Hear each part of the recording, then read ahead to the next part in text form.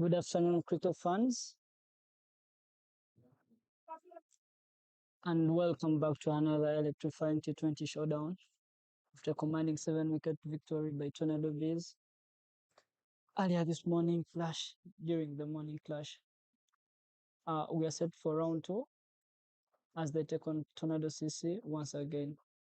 The Bees are riding high in confidence, but Tornado CC will be eager to turn the tables and level up things hopefully this afternoon. Tornado Bees won the toss and elected to bat first after winning the morning game, and we are live in Lugogo. Sorry, we are live in Entebbe Cricket Oval.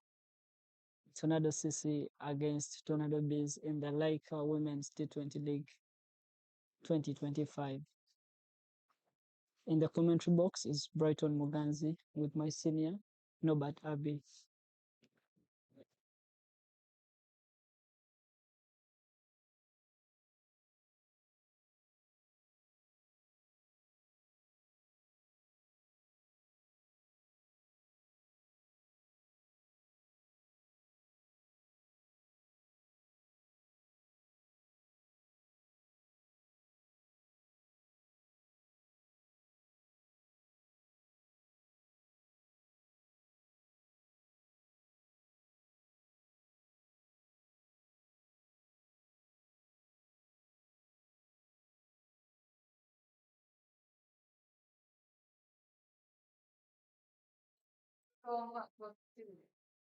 On the batting track is Nyangendo Rita and Hope,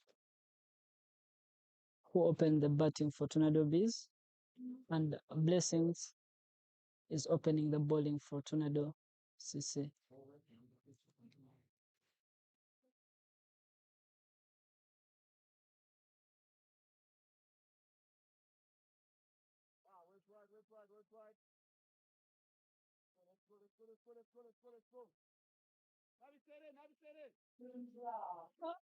It's the end of the first over of the second round in the Lyca UCA T20 League, and it's Tornado CC versus Tornado Bees. Tornado Bees once again won the toss and elected to bat first. It's 3-0 after 1 over.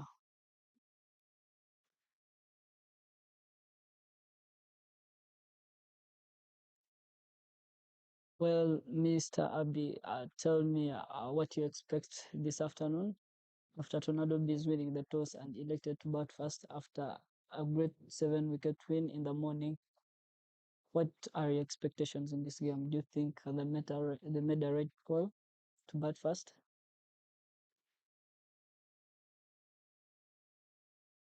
Yeah, the choice to win the toss, I would actually think Tornado Bees wants to go in there and win this by a big margin. So batting fast for them, I'm certain that will score anything above 500, knowing that they have the bowlers to be able to defend whatever they're able to set. But I think this is also a test for the fielding side. That's Tornado. And speaking of a test, one of the newer additions to the side for this afternoon game is a bowler that you see there in the frame, Naviseri. And She just tried to bowl a Yorker, or the bat lady yoked herself. No, I actually think she had no clue because you could just see she thought maybe the ball was going down the leg, but it ended up striking her right on the foot. Exactly, like Abby, you've talked about the choice for Tornado Bees electing to bat first. It's a great experience for Tornado CC since it's a young side, for them to learn more during the batting of Tornado Bees. Maybe they can learn and gain experience from this side, and maybe they can gauge their weakness to see whether they are able to defend or chase score. It gives them great experience at the moment. And I'm very sure that this was a good call from Tornado CC. Tornado Bees rather electing and choosing to bat first. However, Navisera is the new substitute player in, uh, and she has so far bowled three balls, and she has bowled three balls and she has conceded 2 runs. Uh, and Mr. Abby, like I told you earlier on, since it's the good batsmen that open the batting, hopefully, as a strategy, it should be the good bowlers bowling to good batsmen. Looking at the previous game in the morning, we had a good pair that opened the bowling, and at this time you don't need to give a batsman confidence or making her dig into the inning, but rather than you'd rather put her on pressure by giving her your best bowlers in the first place. So I'm not sure. I don't think this is a good strategy for the coach or Tornado CC to bring in Nabisere. It being her first game and bowling in the power play, most probably the second over of the inning. Yeah, would you um earlier during the lunch break, job a small chat with the for games like this, they often travel with a squad of about 20 as he says, looking to give opportunity for the second game is to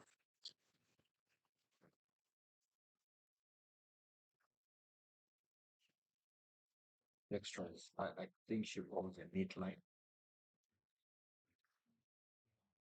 She's considered about 4 runs, all coming from extras. The balls, all the input balls, leaving Rita Nyagendo the batter on strike with nothing to to offer. Exactly. When you talk about opportunities and all that, I literally understand what you're trying to talk about, and it's a good idea from the coaches, exposing youngsters as much as possible, so that in the future they can be able to handle such kind of pressure. Most probably bowling in the power play, and it's a good show for them. That's very understandable. Blessings comes back, bowling a wide in the very first ball of her second over.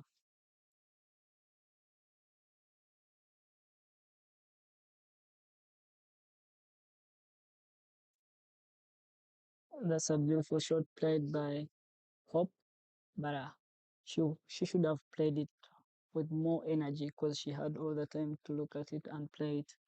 Maybe it required more energy from her.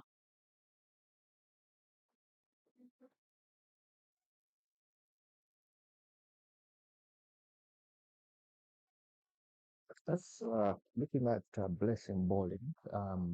That is something that I'd like to see more of the Tornado side doing with all their bowlers. Basically bowling stump to stump and should it is struck straight into a fielder like the previous ball.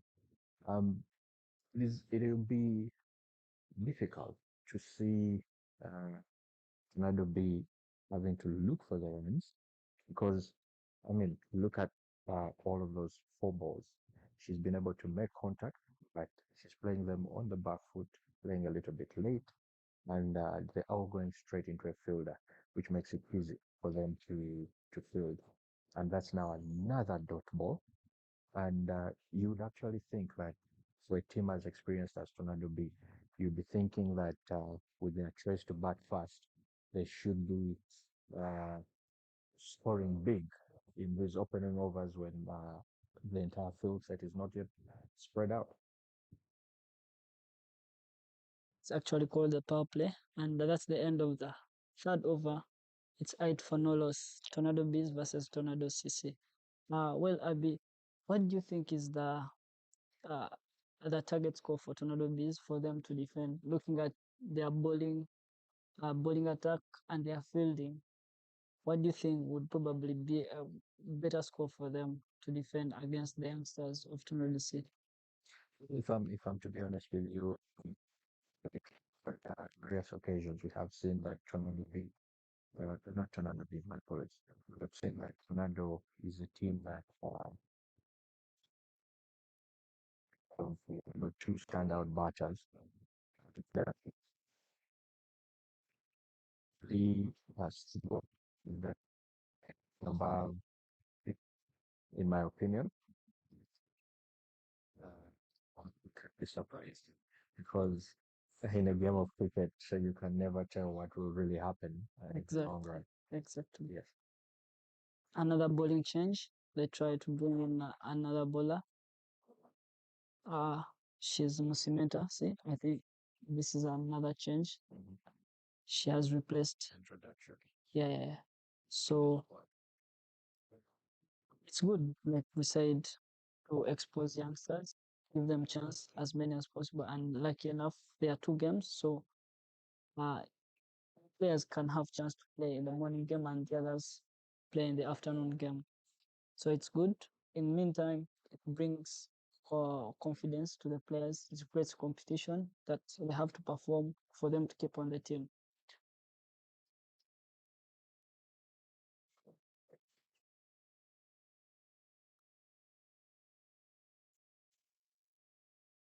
It's cut away. Like to it starting up. It's another net carry, so they're able to scamper, get two from that. Yeah, that's beautifully played by Hope. I think she plays well.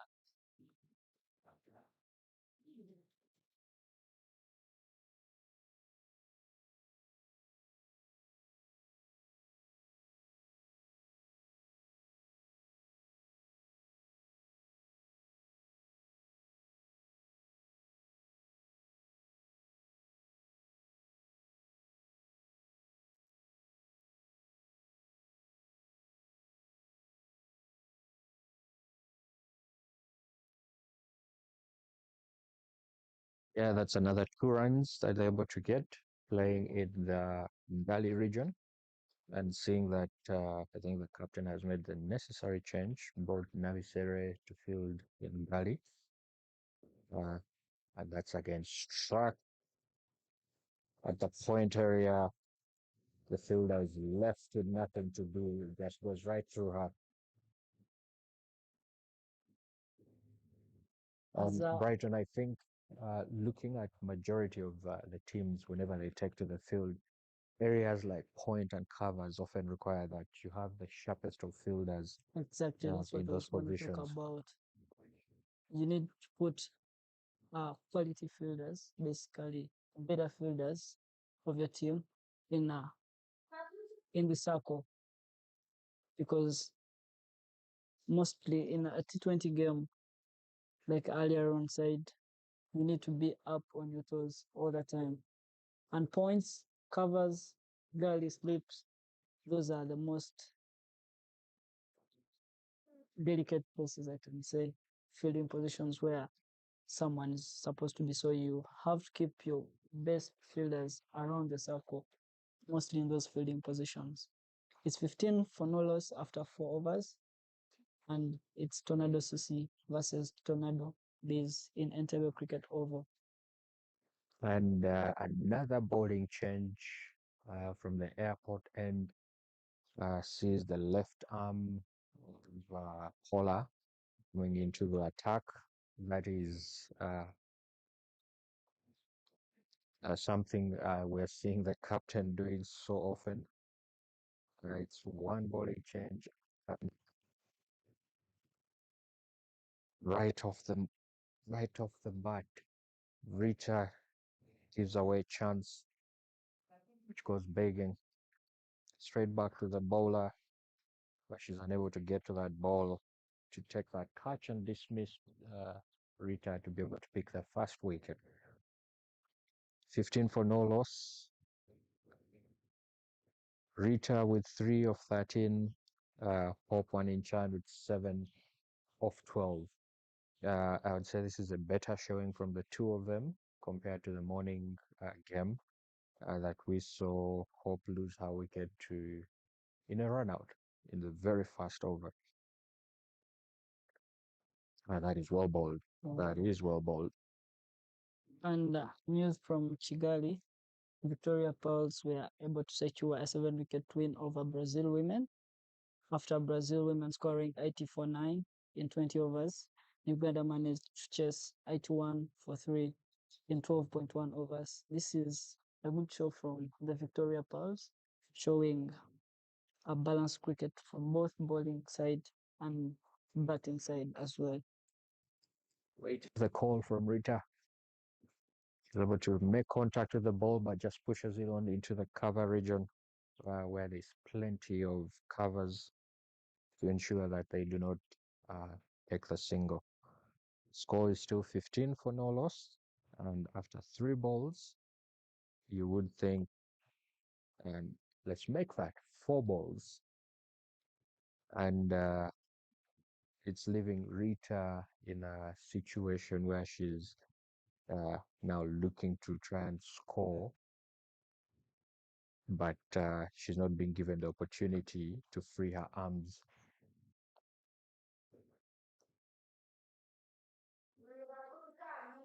And again, a swing and a miss. She's beaten again for one set, yes. But I think her application is just what is lacking here. That you would have thought would have been something that should easily just hit through the covers to the boundary. Yeah. And Mwewaza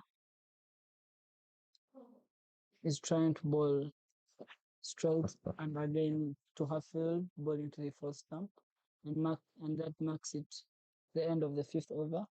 It's 15 for 0. She's just given away another maiden so easily.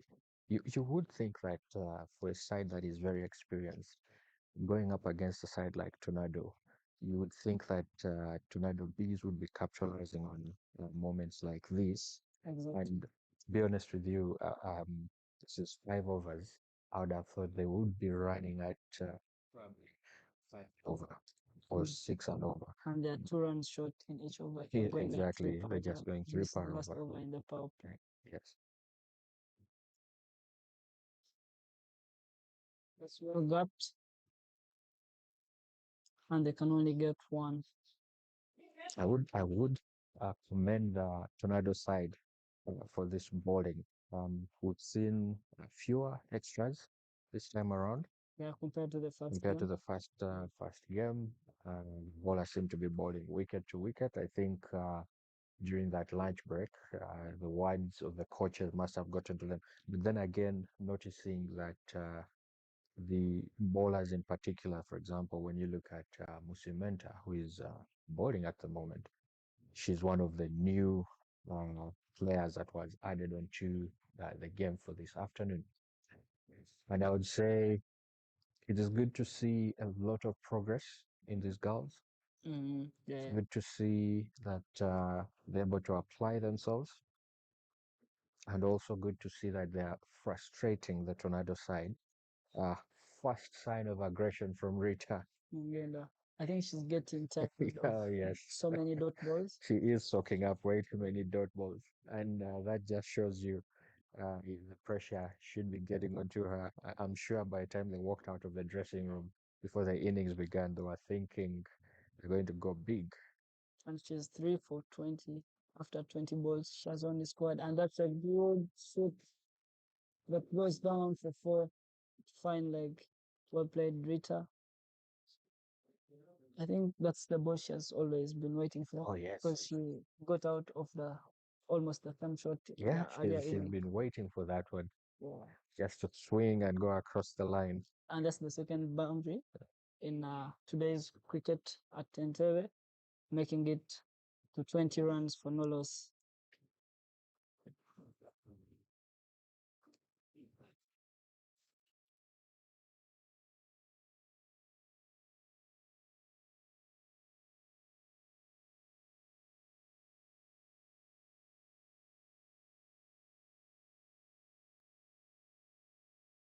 Was It's on a the good back shot foot. off the back foot.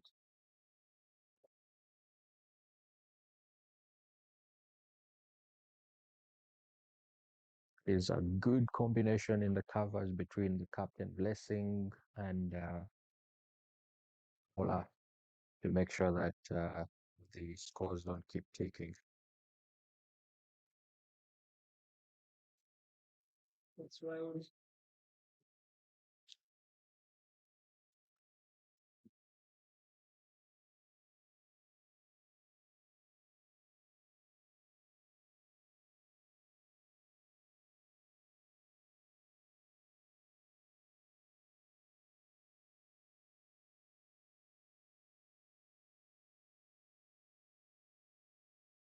An appeal for you, but that looked like it was going down the legs. Then again, Rita herself played that lazily. You would have thought she would just, come forward, maybe punch that into the middle region, hopefully steal a single. But that wasn't the case. She just leaned back on her butt and was comfortable. That makes it the end of the power play, and Tornado Bees are 21 for no loss after power play.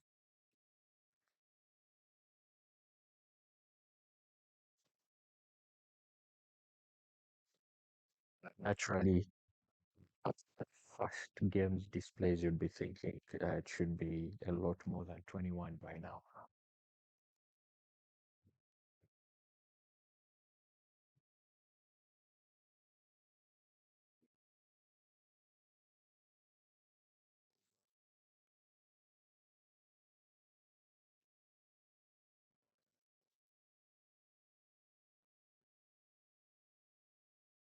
That's a good shot from Hot. They can only make 2 runs of that. Hope is playing well the balls that are away from her, that are bowled onto the off stump. So uh, our bowlers should analyze that as quick as possible, maybe from the captain, that they should stay straight and they should keep bowling straight to her because she looks composed on the balls that are away from her.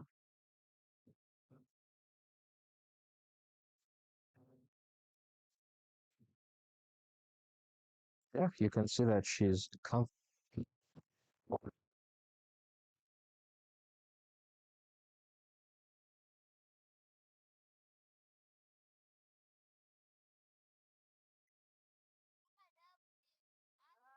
You would be thinking that they should be capitalizing on such bad balls. Otherwise, today's bowling uh, in the afternoon from Tornado doesn't look messy like it was in the morning. So they will probably get up and try to attack every bad ball. Otherwise, from Lugogo Cricket Oval, Olila against Africa CC, Olila, they are already two.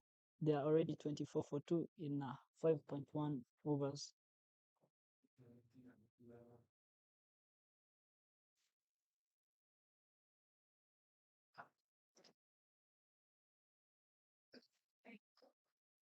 Did a little short on this occasion,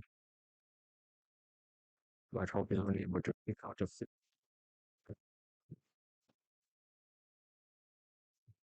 Yeah, and in Ginger SS against Jack, Ginger are 11 for no loss.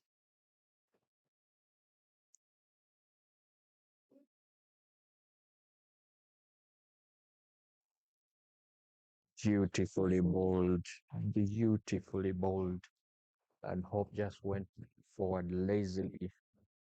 And he can outside. Usually those are you'd see lazy batters make it and it's straight into the keeper.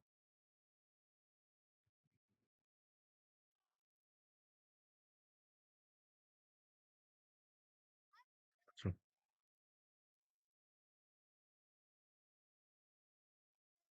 It's 23 for no loss after 7 overs, and Hope is 10 of 19, and Nyangendo Rita is 7 of 23 balls.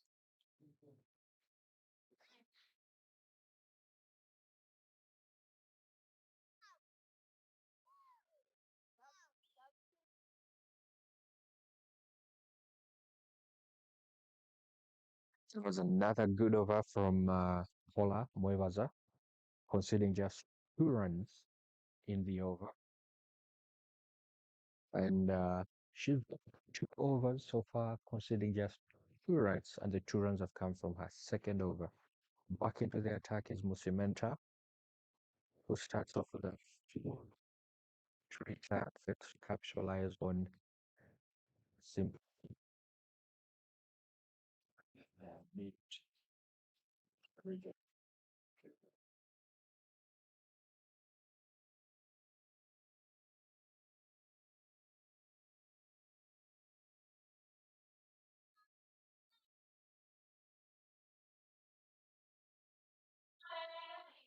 Rita is trying to strike as hard as possible, but I think she's missing the balls because she doesn't seem to look at the ball until it gets into contact with the bat.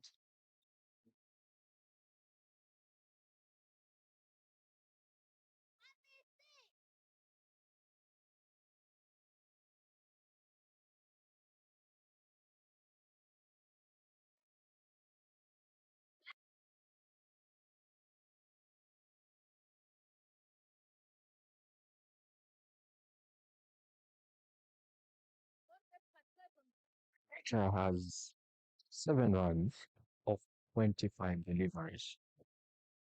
Not something that you'd expect from her. Yeah, she needs to improve on her strike rate. Otherwise, it's gonna cost the team. I think she's waiting for those balls that come onto her leg side because of her intention to play the sweep shot against that. But if another bowler gets right into her stumps, bowling fuller, I don't think she's gonna survive that. We're now seeing signs of exhaustion from Musimenta. This is her third over, bowling back to back. Rita, So right when I did speak about the frustrations of again on the wicket. yeah, exactly. Pressure comes on through when you're getting many dot balls and you're not scoring runs. Oh yes, And she tried to strike as hard as possible and she got out. yeah, she just left that up in the air. I would have called it a simple catch that was taken, but then seeing that the fielder had to run, Yeah, take winning catch, I would have thought for purposes of drama, she would have maybe yeah. taken a dive at the end of it to make it look. Exactly. When Tornado CC are now up into the game, they may not give out as many chances as they did in the morning. They may drop as many chances as they did in the morning.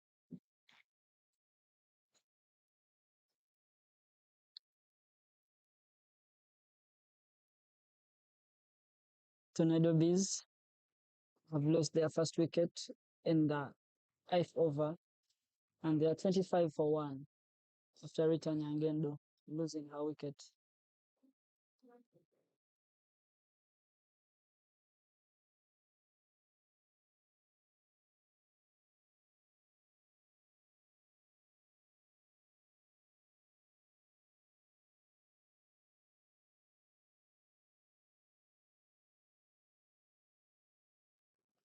What uh, is it Kusam, or do you pronounce it as Kalsam? It depends. Yeah, she's batting at number 3. Earlier on in the first game, we saw her walk on and her innings to see the team go over the line and win the first game. Yeah, and she was man of match, woman of match, man of match, whatever it is. So, Play of match, exactly. After scoring, 11 of 13 balls in the first inning.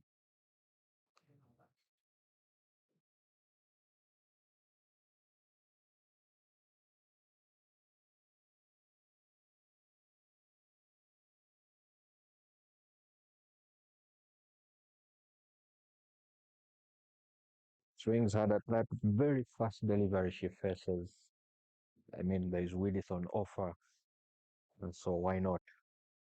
But on this occasion, missing the ball completely. Brighton, let me just ask. Sometimes looking at the girls walking onto bat, I often ask myself Mm. whether they are carrying the right bat. It looks, sometimes I see and it looks like they're carrying heavier Heavier bats, bats. Yeah, which maybe limits them on their shot selection. unfortunately, I can't judge however much. Uh, I think it starts from within, how you feel comfortable with the bat or how you play with the bat. Some players prefer playing with heavier bats because naturally they tend to play the ball early. That's an excuse I got from some players that they tend to play the ball late when they have heavier bats. But giving in a mutual context, I would think it's not it's not good to carry a bat that's overweight for you because it limits you playing some shots like sweeping. You cannot pull, and I literally don't think these ladies or check on the bat's weight before they go, or they just carry any bat that's available to go. But preferably, I would advise them to always know the weight of the bats they're supposed to carry. Oh, that player was too wide.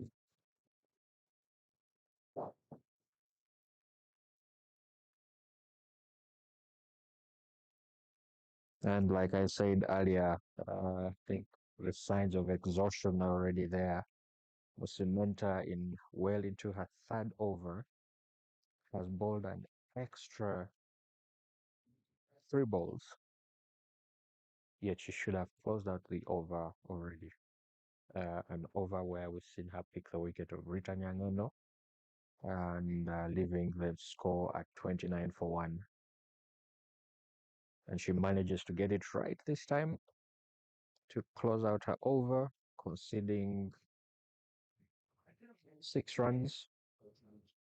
At Brighton, like I was saying before, when you look at the bowling cards, there's a lot of dot balls, a lot of dot balls, And so many extras. so many extras. If only the fielding side would work on those extras. I'll be honest with you, I could see them limiting teams to very small scores. In the morning, I think in their defense of 48 runs, they gave out 21 extras, which is almost half Yeah, yeah. the total score. Now, if they took that out, just imagine. It would have been a different story. Exactly. And this moment in the second game, score is 29 for 1, and they should have given out uh, roughly 12, Extras. 12 extras, with 10 runs coming off the bat of Hope, 7 runs coming off the bat of Rita. That's 17 runs in total Yeah. off the bat. We tried to see during the lunch break the coach of Tornado CC trying to uh, train the bowlers for Tornado CC. But as they say, you can't fatten a bull on a market day. So it's very hard to eliminate those extras during match day. Otherwise, it takes a lot of practice. And sport bowling would be the solution for Tornado CC. If they want to eliminate the extras, they should do a lot of uh, sport bowling every day. As a bowler, sport bowling keeps me bowling into the right length and right line. So I would urge all bowlers to keep practicing by spot bowling. Otherwise, it's a different story. And cricket is a game of muscle memory. So if you're not practicing, you don't expect so many results.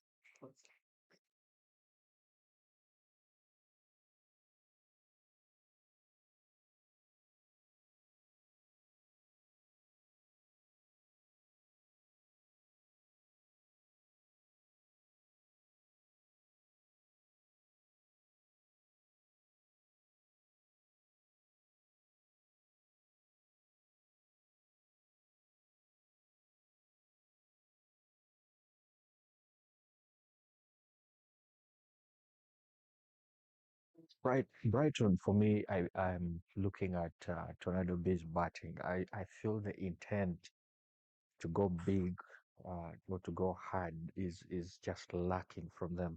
And going like this, I don't see them scoring more than 60 or at most 80 runs. I would say that it is leaving too much to be asked of them.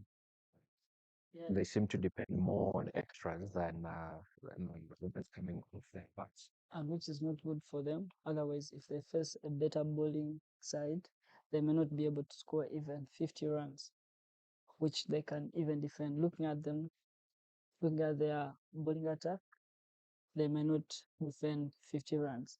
So otherwise, Tornado Bees would look into their strength. But what's their strong point? Are they good at batting or bowling? Otherwise, they're average at the moment because they are not batting. Uh, I can say they're not batting so well. Otherwise, they are not hungry. They are not. There is no intent for them to get runs other than getting extras. See, I wouldn't even say like they're average. In my opinion, this is below average. Looking at how they're applying themselves, everything seems to be uh, case in point. They're trying to capitalize on the bad balls, and that was a free toss well played by Hope through the covers, and they can only get 2 runs. But a ball like that should be hit hard. Yeah, yeah. With the correct application, a ball like that should be hit hard. Those are boundary balls. And they have only got one boundary that was from Rita Nyangendo that was swept down Fine Lake, making it More like 2 boundaries today. it was more like a cross mark. Did not look like a sweep shot. If Exactly. I'm being Maybe honest. miss it. And that's 33 for 1 after 9 overs.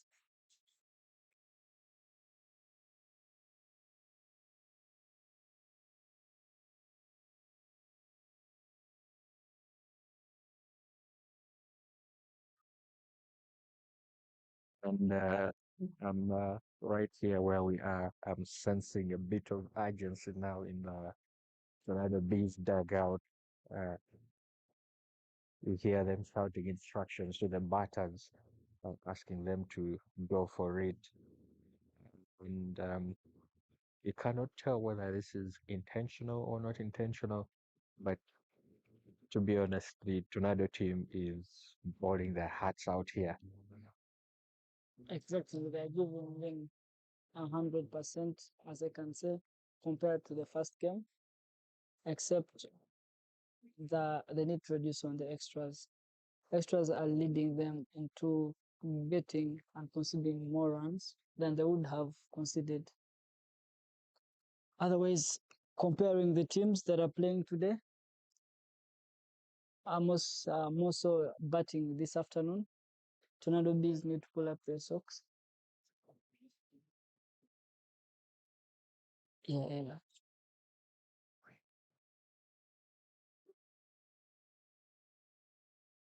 Ginger is 38 for none after 5 overs, and Olila is 43 for 2 after 8 overs.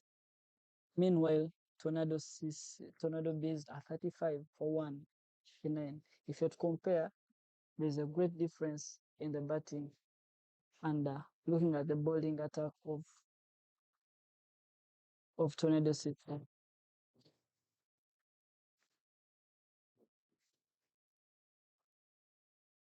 the application is lacking in this Tornado Bees side. As you can see, ball a lot fuller, but she's just playing dead.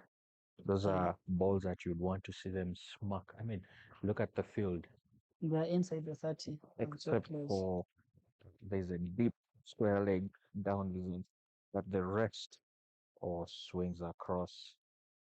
But the umpire says not out. They're still able to steal a single from that. That's a lack of game awareness. The bowler just turned instead of focusing to the bowler. The keeper as well.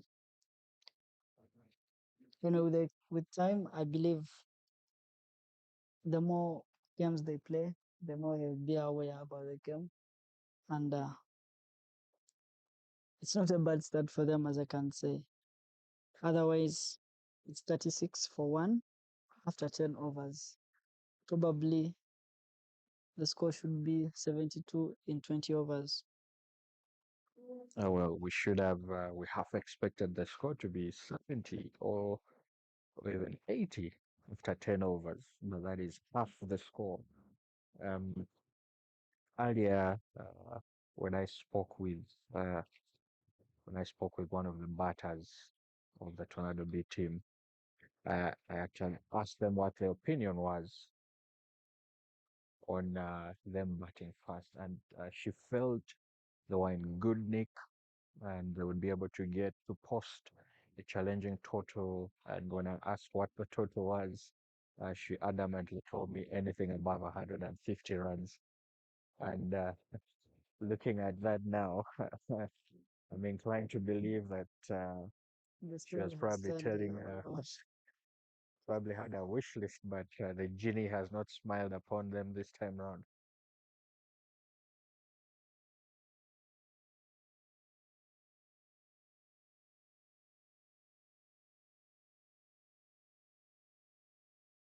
Whoever's Paula is bowling her third over, and Oh, for me, she's beautiful balls. That was, I think, on top of off stump. That's a beautiful, beautiful, and perfect ball. Ball at the right length, good line, and poor execution from Hope.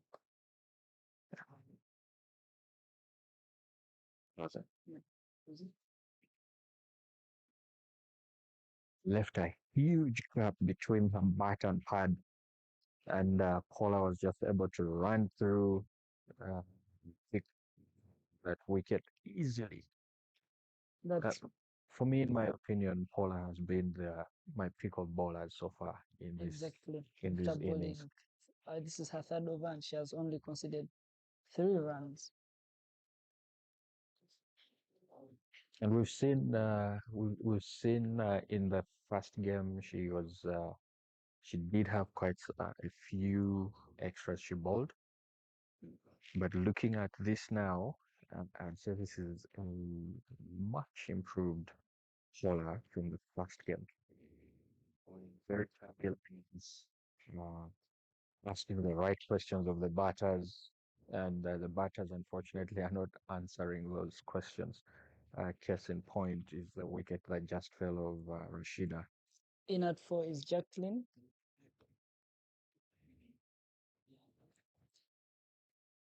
Tornado Bees have lost their second wicket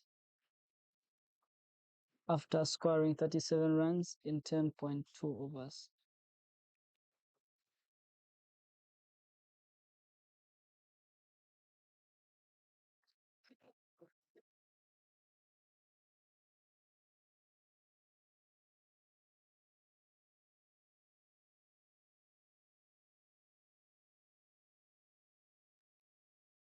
Batting at number 4 is Jacqueline, a player that we have seen on many occasions down the years with the ability to strike like people and she, she's the type of player that we would say throws the proverbial sink. Uh, And just that's like edged. it's a thick edge. They run for one, then calls for two. And then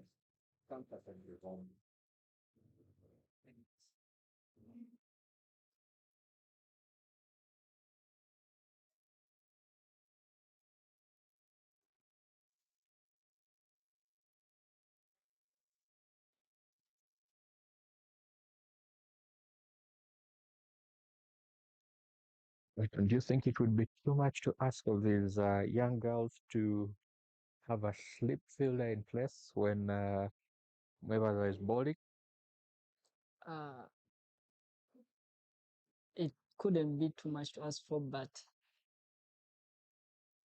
I doubt if there's any slip catcher in that field compared uh, to the first innings, rather the first game in the morning.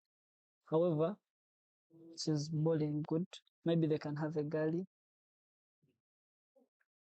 Otherwise, she's bowling tight lines, and it's putting batsmen on pressure. That's a beautiful ball, and Jacqueline is trying to swing so hard.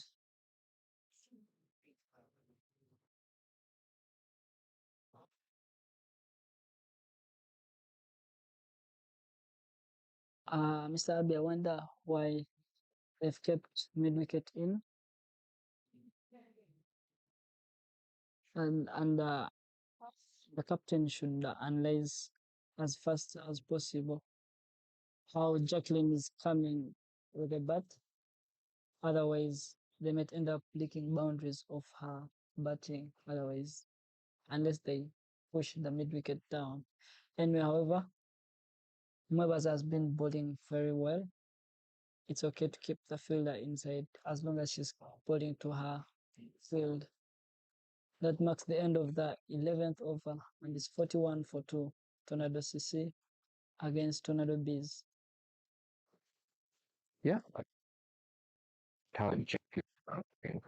Um, it is we had call on, but yes, expecting them having a bit of cover.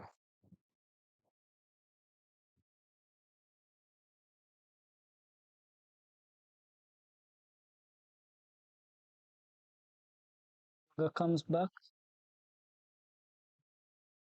ball her second over after conceding only 3 runs in the previous over she bowled.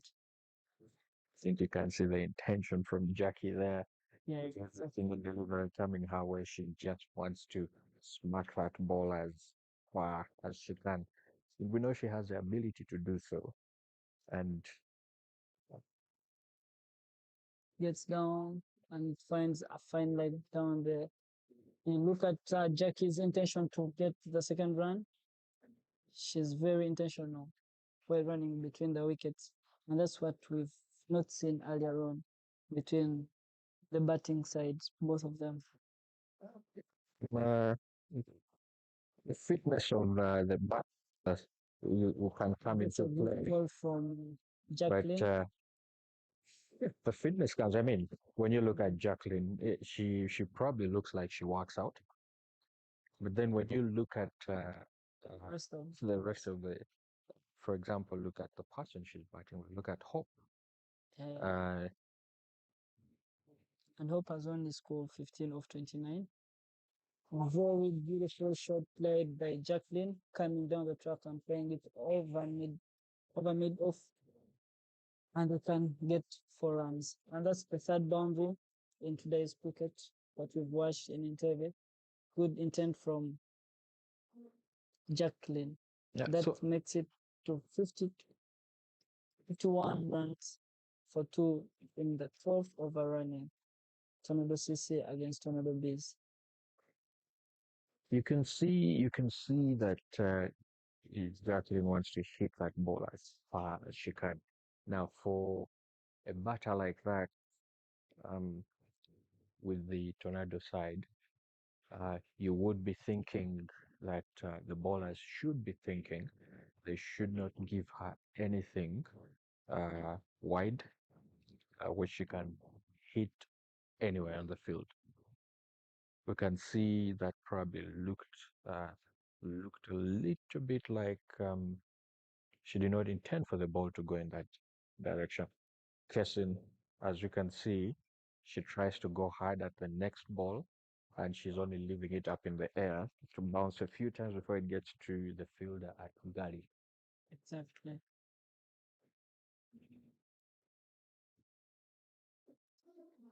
You can see captain is bringing it square leg inside and taking it down mid on.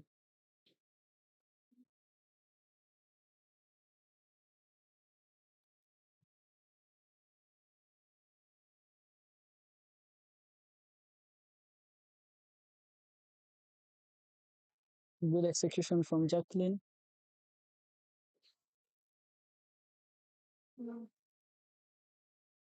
That's poor fielding from the bowler.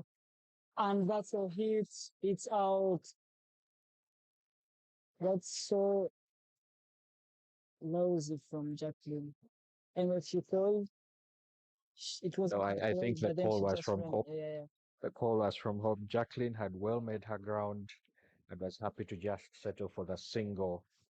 And Hope, seeing the misfield from the bowler, thought she could take the opportunity to steal another to give them 2 runs to add to their total.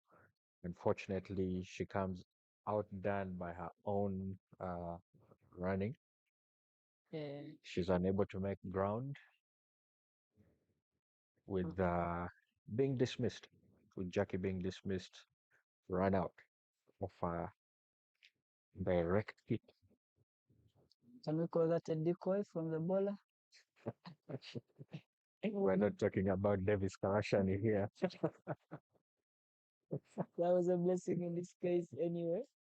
But Tornado Bees have lost a big wicket, I can say, because Jacqueline has been striking the ball so hard, and she would have changed the score from what it is right now. They are 48 for 3 after 12 overs.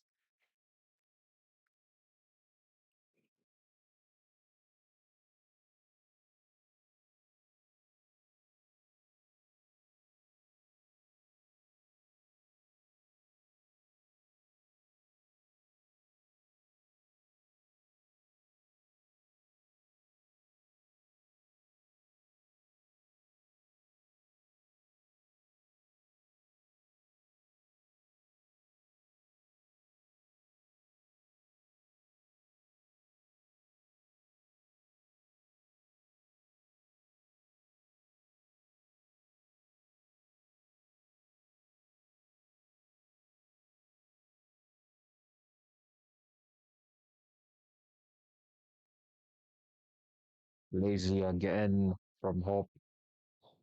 I mean, she's able to reach the ball, make contact with it, but all she can do is just block it or rather try and dab it and she dabs it straight into a fielder's hands. You would think she should be smacking that ball away, probably into a gap to get 1 or maybe even 2 runs. Exactly. And that's another edge. Can they make 2 runs? Let's see the throw. They can get 2 runs of that. And in at 5 is Anne Nyampendi.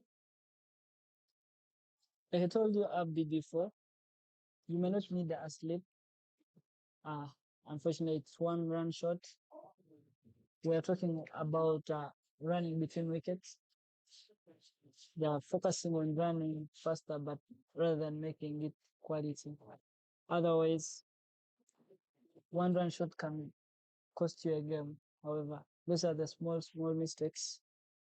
Now we can see the change. We can see the change being affected with a fielder brought into the. Well played to the point, and that's good fielding. Yeah. Would you say that is what? If she was a slip fielder, you would think maybe that's what, fourth, fifth slip? Because they looking at the field said they already have a gully, they have a backward point. Yeah, Was it full? It's a shot for run out, but the maybe ball. lying valley.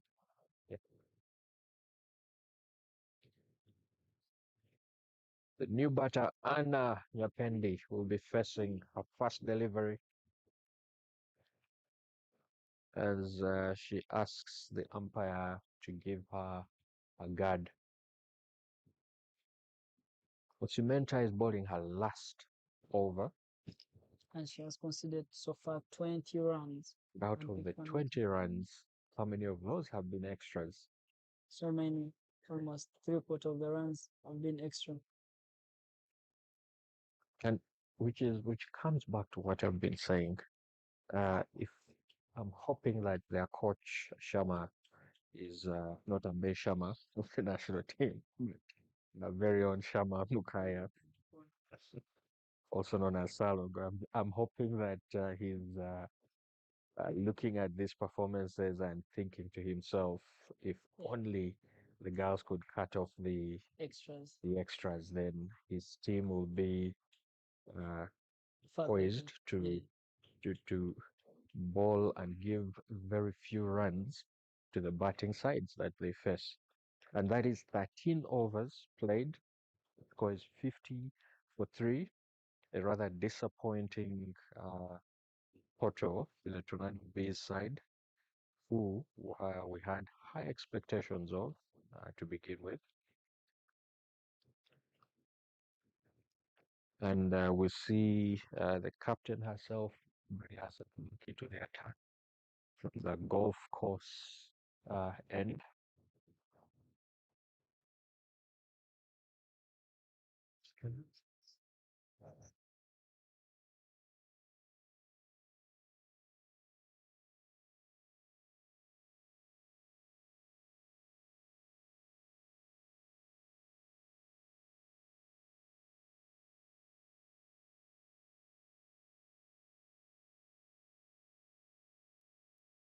Hope Hope is in there batting like a seasoned one-day player, happy to soak up the dot ball.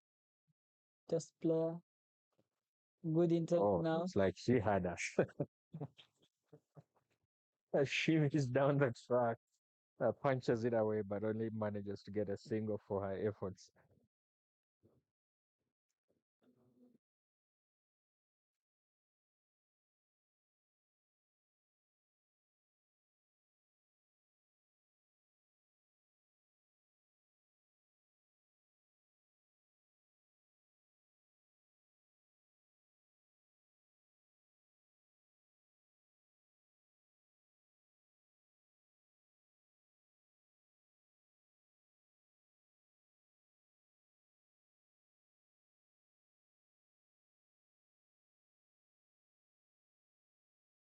Thinking that she should be coming forward to hit that ball or rather push it away. But then, comfortable, just go back on her back foot and get those both balls. I was about to say get those singles, but I think if you're not like this, she's punching and straight into a goal. Yeah. Yes. Right to the boundary. And so beautifully even team 2 runs.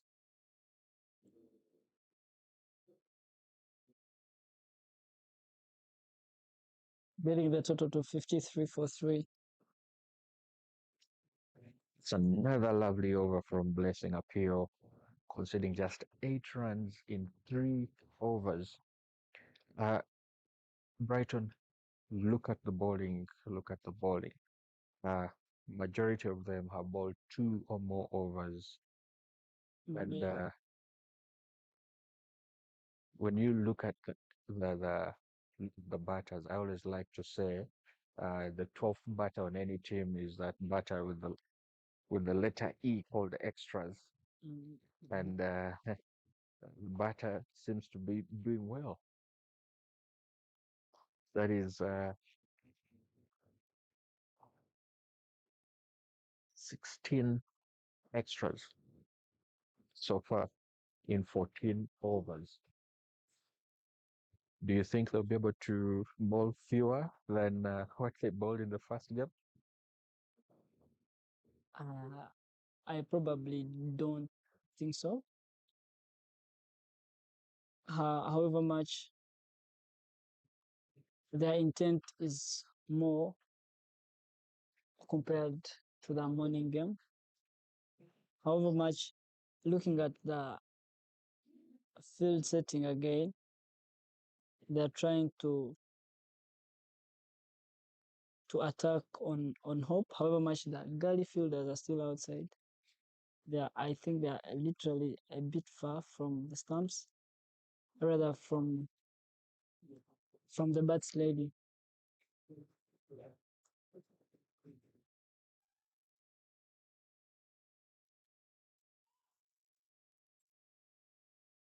That is Nueva Zapola bowling her last over. 7 runs conceded so far, and there's shouts coming from the Tornado Base dugout, egging the egging their teammates on, asking them to get runs, which seem to be non-existent at the moment.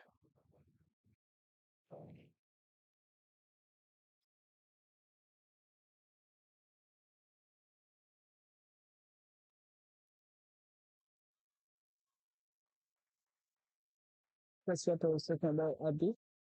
The flying gully and backward point are a little bit far away from the batsman, and I probably don't think that could be a single if they are moved in a little bit like 5 steps inside, because Hope is not striking the ball so hard,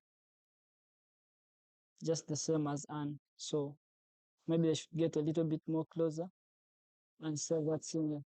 And that's a good drive from Anne, making them get another quick single off there.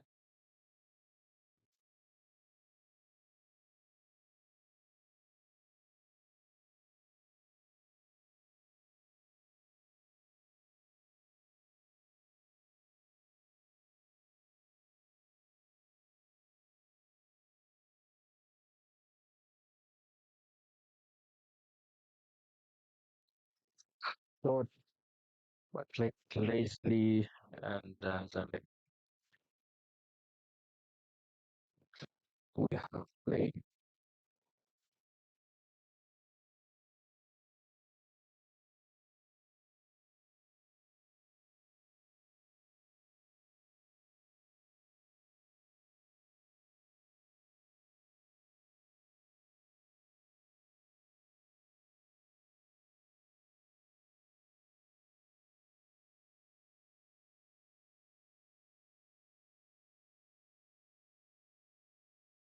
10, she needs to be assisted more in the field, because when you look at some of the runs that she has conceded, they came off edges, Exactly. and the, the balls were running down in the back. And Yeah, sure. I think Captain is coming to bowl her last over also. That was a perfect bowling change.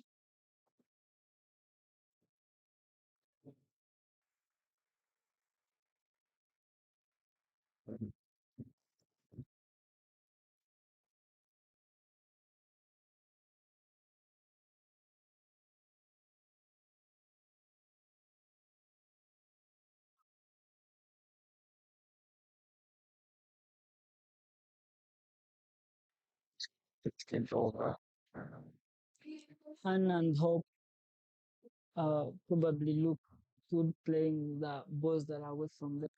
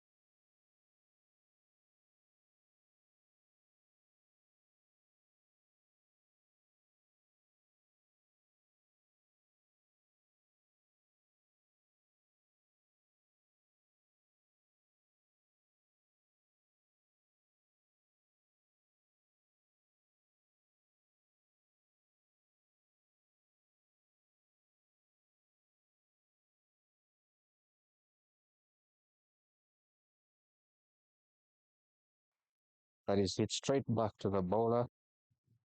It is Nalwoga back into the attacks.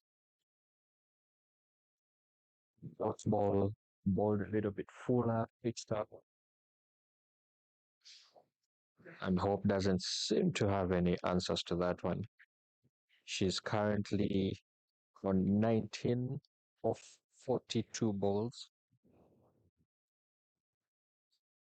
and many occasions we've seen her play lazily. Balls that she should have struck to give her plenty of runs, she is just simply uh, smacking them into a fielder or rather playing lazily at them.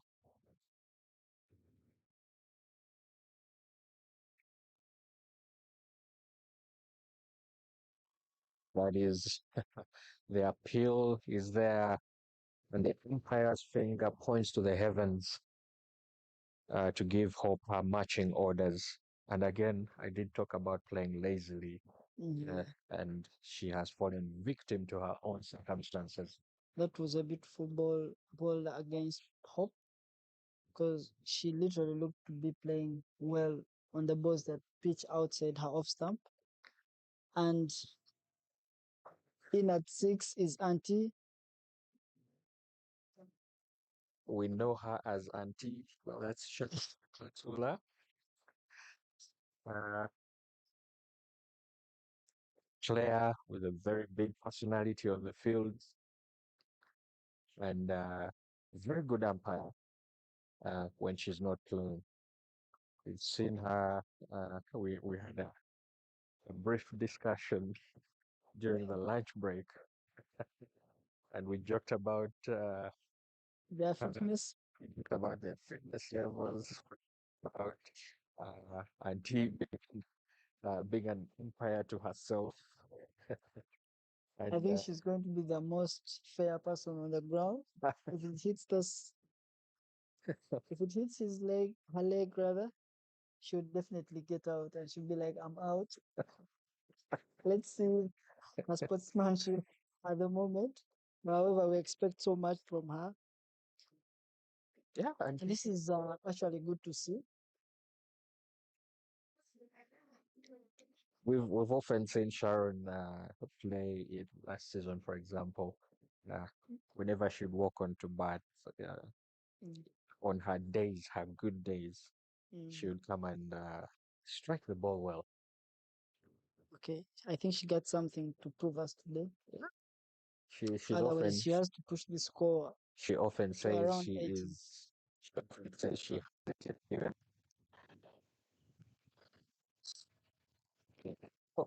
went through the legs. Close. Went through the legs. Good running between Auntie and Anne, Atula, Sharon, and Anne, getting the score to 61.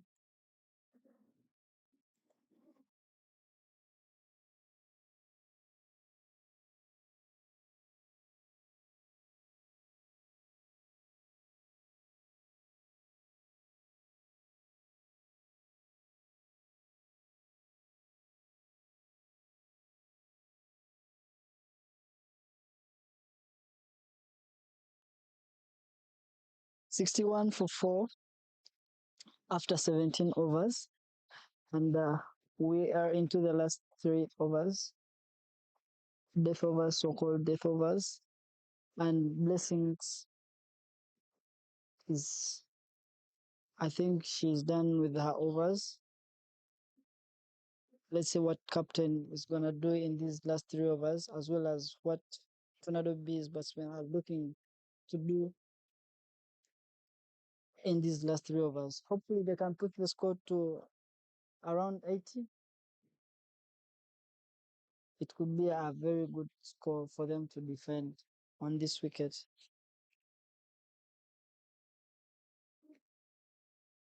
Yeah, at this point, 80 runs is looking like a good score for them. However, would have expected a lot more than 80 runs. And yeah, just listening into what's being said in the dugout here, you You hear them shout at the batters, telling them the overs are done, stop blocking, look to go for the runs. And for the fact that they still have no wickets in the dressing room, they need to strike the ball as much as possible.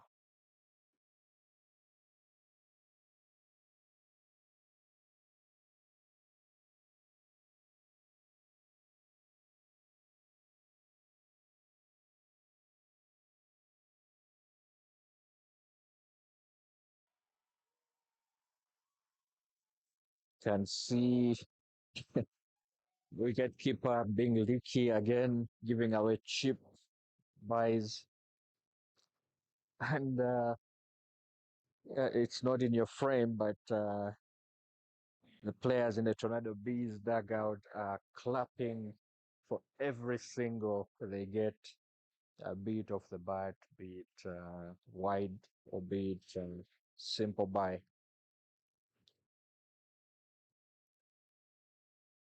I think they've just noticed it and they're realizing that they needed more runs, which might be too late for them. Beautifully bowled by Miranda. And that is tossed up again, and Sharon So is enticing. all she can do is just simply block it. I think the expectation there is that she should be able to swing through and hit it. And she does just that to get a single. And she's off the mark.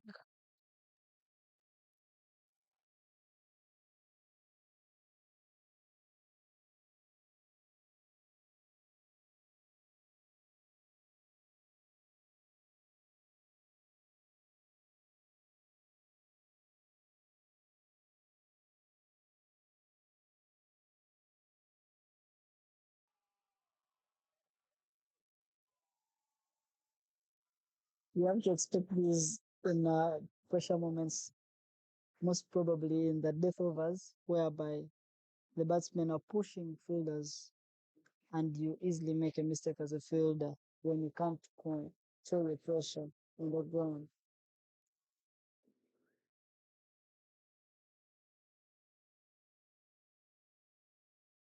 That is ball down the legs, and Anna is able to just carry it away towards the square leg region to get a single and keep a strike. Um, I think sensing from the dugouts, you can tell that they wish for Anna to face more of the balls than Sharon. And the two batters coming together in the center. I think we can see Sharon agreeing on something. Whatever it is that has been discussed between them should be something interesting. She must have told her, get ready to run, bro. Yeah, with 12 balls to play, We've got more wickets down there. for them to get to 80 runs, they need another 14 runs. So And that after would Sharon really mean those started. a run per ball. She has a long day tomorrow. Oh yes.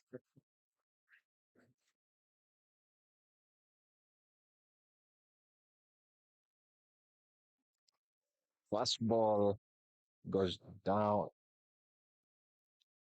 That's wide on the offside. I think the technique that they're using should be something their coaches need to look at. Um,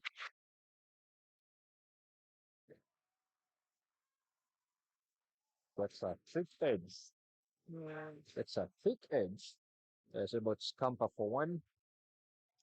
We talked about the fielders in the gully and backward point being too far from the square. Otherwise, they would have limited time to get those scores.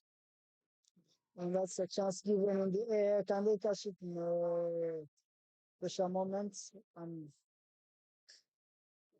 Sharon is looking. Yeah, you mentioned the field as being a little bit further away from the action. But I believe um, just watching them field, I would think they're probably not the best fielders for that position. Yeah, So it makes us water stop, water stop. That was hit hard.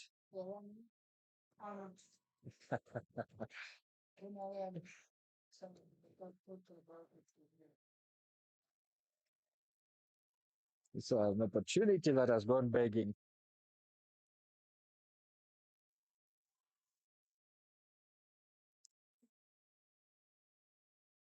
Play has been stopped a little bit.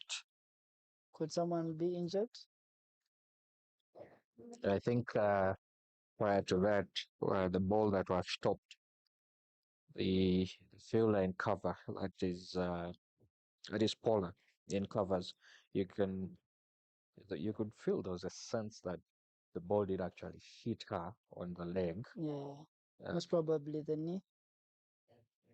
the ball probably hit her on the leg, and it was a good stop. I cannot. That's what we call body and so. Oh, yes. It was a good stop. Otherwise, She saved her team. yeah, That should have rushed away to the boundary in no time. But as she sits down to receive treatment from the physio, uh, she's already up on her feet. I think a simple spray should have done the trick. so information is flowing in for the last, I guess, 3 hours. Information is flowing in that it's straightforward. We have more wickets out there. And when you look at the two batters, when you look at the two batters, you can easily see that it's Anna that is the more aggressive one. Anything that is tossed up, anything that is wide, ball outside off stump, she is swinging hard at them. Gets an edge. Stop. That is. Beautifully stopped. Beautifully stopped.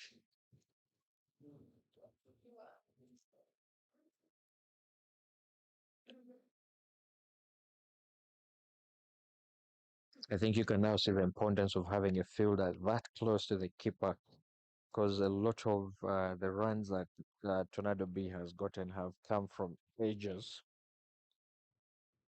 Yeah. And the fact that the ball is not coming so quick Mhm. from both the bowler and the batsman And, makes it easier for and them. the fielders are not the quickest outlay. They're not Yeah. the quickest in the field. Seeing them run, chase a ball, there's a sense that you can easily run too. But then again, Well, that to found love. she just simply Can they guided make it. 2 runs? Yeah, not out. Exactly. She That's good is running for 90. I hope she she doesn't get is cramps she is running slower and slower with every run. like running in a dream.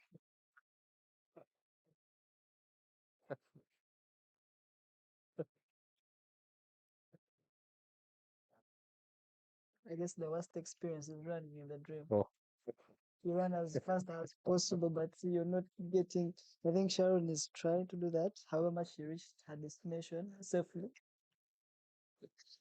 I making it think to 17 for 4 in I think 18 overs.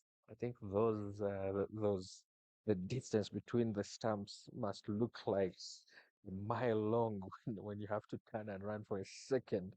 Yeah, Uh, exactly. most especially when you're unfit. Yeah. This is the last over. Scores are 73 for 4. It's 5 balls to play in the innings.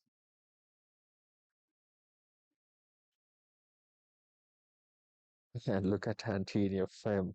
Eyes on the bowler, ready to take off She's for ready that to take off. single. And Cameron, she's off. that's great game awareness in the last over. Non-striker, they say you are supposed to look and focus at the bowler as the bowler is running in so that you can easily make a call or get a one in these death overs.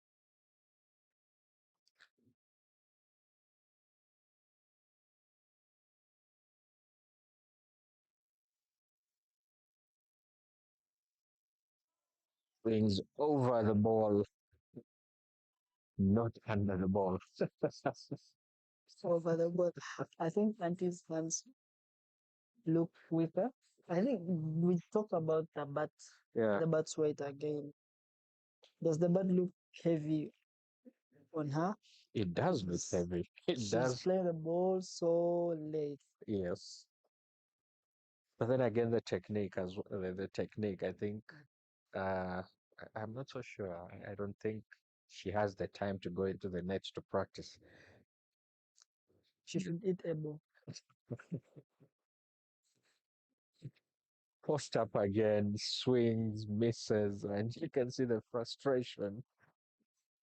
Uh, she knows there's just one ball to play, and they are falling short of their target by half, more than half, because they wanted 250, but they're getting 71, not even 75.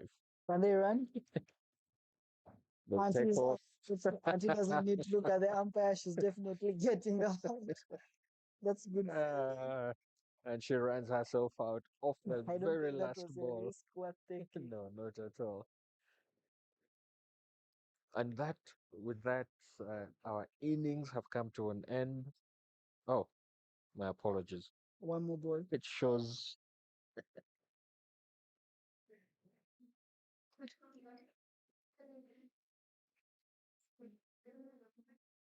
Yeah, innings, bro.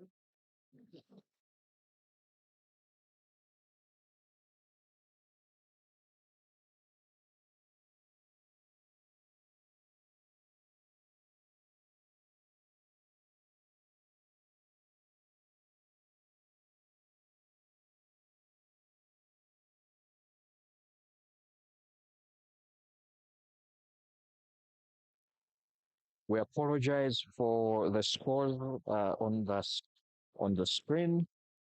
A bit of a technical issue, but the innings have been closed.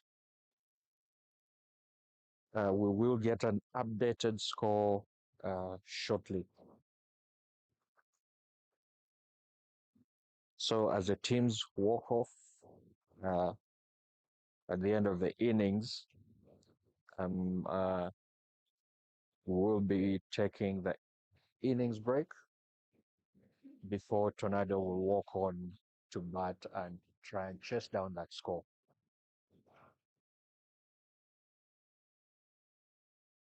Tornado Bees managed to score 75 for 4 in 20 overs.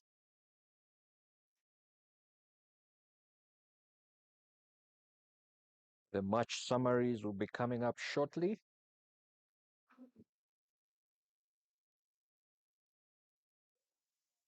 But as it stands, the score is 75 for 5 after 20 overs. And that is what Tornado Bees managed to get. And that is half the total that they promised to get. Dream score. Sorry. It's a great afternoon in Entebbe, and we are looking at Tornado Bees and against Tornado CC. And Tornado Bees won the toss and elected to bat first, managing to score 75 runs for 4 in 20 overs. Otherwise, we are looking at the match summary as soon as possible. Mr. Abi, before the match summaries are out, can we talk about this inning? Do you think this is a good score to chase? Like averagely, I said, Entebbe cricket over mostly favors the bowlers. And after Tornado be scoring 75 for 5, will they be able to defend this score? Looking at their field settings, their fielding, and their bowling attack. No doubt. I'm certain that Tornado Bees can defend this score of 75. Um, Tornado Tornado itself, as we have seen in their last 3 games, have collectively uh, failed to score anything above 50 runs. I think in their first game, which was a reduced overs match, uh, I think they were bundled out for about 11 or 12 runs, chasing 28 Mm. in 5 overs. In their second game, they scored about 26 runs. And earlier in the day today is when we saw an improvement with them getting about 47 runs. And in my opinion, I feel they are a team that is getting better with every single game. Promising. And for this particular game, 75 runs I feel is still a bit on the high side for them, but they will not be going down without a fight. Exactly. And if at all we see the same Tornado Bees team that we saw in the morning, then chances are that Tornado B will look to capitalize on some of those fielding errors from the more senior side that boasts of very many talents, and we should be in for a good game. Yeah, sure. Looking at the continuous improvement from Tornado CC, we hope for a better challenge this afternoon. Hopefully, as I say, when you get a less score, you have challenge, you have chance to improve. Hopefully, they can score more than what they scored in the morning. And I guess it's the captain now to get her head up today in the afternoon and probably get a better score for the team as well.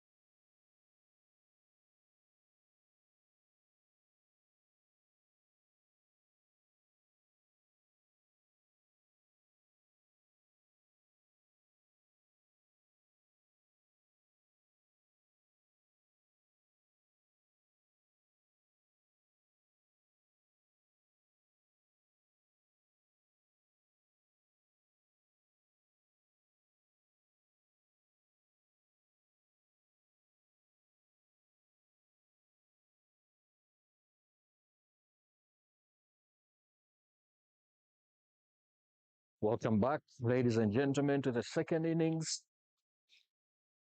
Tornado Bees managed to score 75 runs from their allotted 20 overs, asking Tornado to chase. Tornado required 76 runs to win this game from 20 overs. To open the batting for Tornado is Praise, Nalubega, and Mirembe Angel. And the bowling is Jacqueline. And right on your screen right there is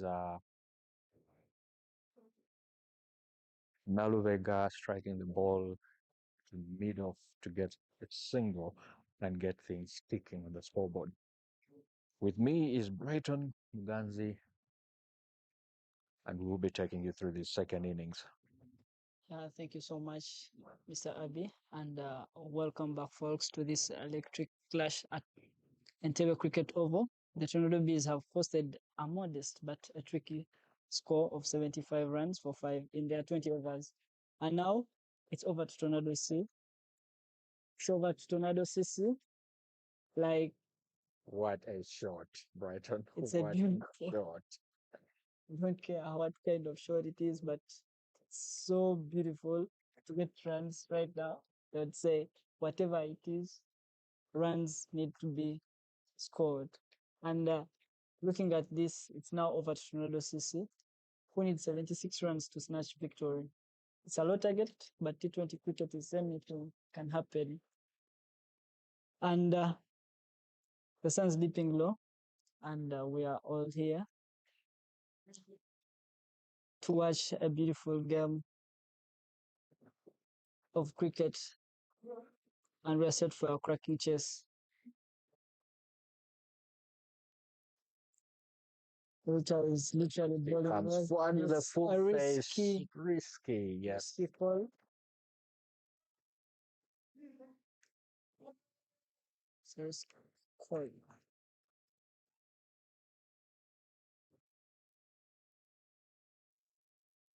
I think the non-striker wanted that single, thinking she would make her ground.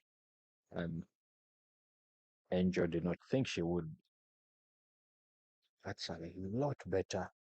And it happens again. Um, This time overthrows. It beats Maureen at mid-on. and pressure is on. Pressure is on. Tornado CC are desperate for this win. There's 2 runs added to their total. 7 for no loss after 5 balls in the first innings. Fine leg is down and third man are down for Jacqueline, according to her pace. And the keeper is, I guess, closer to the stumps.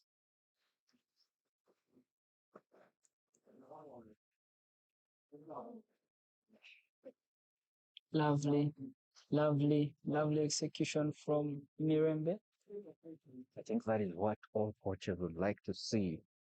That a player is able, a batter is able to come forward and either block that ball or simply punch it away from themselves to look for a single.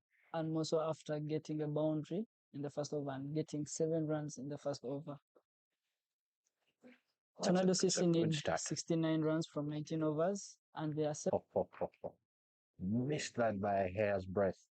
Yeah, when she got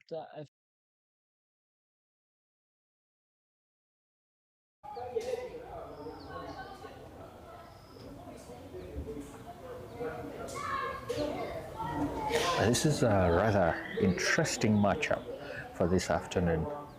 yeah, exactly. Smacks it down over the bowler's head and able to get a single. Very well executed from the batsman, and she's trying to play as straight as possible. And that was a good ball also from Patricia, bowling straight to the stumps, but it was able to be well executed.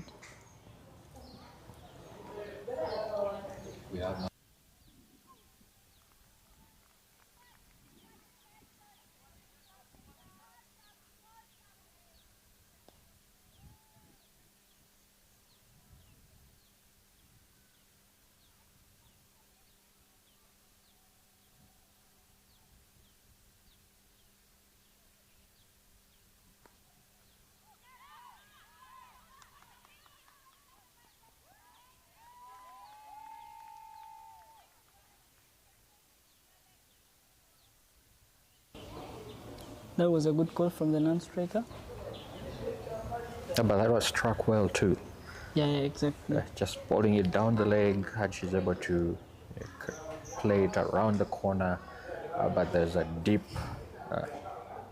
there's a short fine actually that's able to stop that. She moves down the track again. Very beautiful shot. Even through cover, and they can get to. This is a good display of cricket this afternoon from Canada CC. They are a lot more positive compared to the runs, the first boundary of the innings, off of Jackie's body. So I'm thinking she is a little comfortable playing the fast bowler. And if she sticks in there, we should be in for a very good game. Exactly. And you can see Jackie here trying to rearrange her field.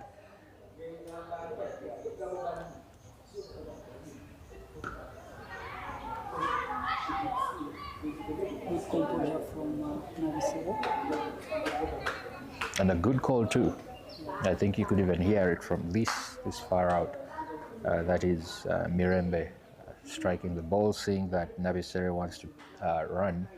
She calls out no so loudly that Navisere is able to return to her crease into safety. And that's a wide. Extras have started again from Tornado Bees. Keeper must have gotten enough lunch. Oh yes. And hopefully these kids from Tornado CC keep around the game. Yeah, keeper, in my opinion, what I saw from the keeper, it looked a lot like she leaned to the right and just fell rather than dived.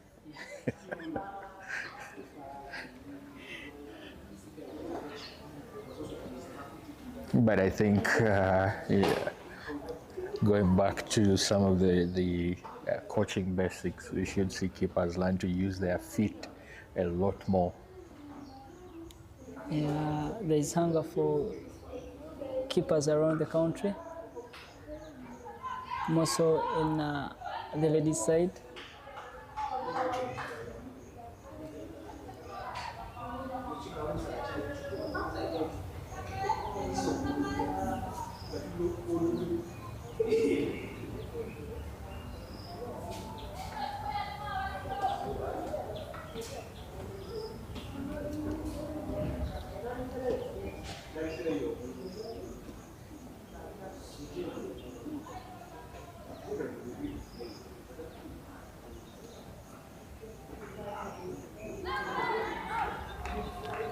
That's well ball from Jacqueline. She's trying to hit the deck.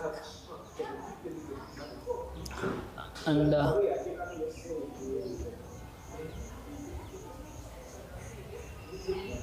she needs a checkup. I think she's doing well.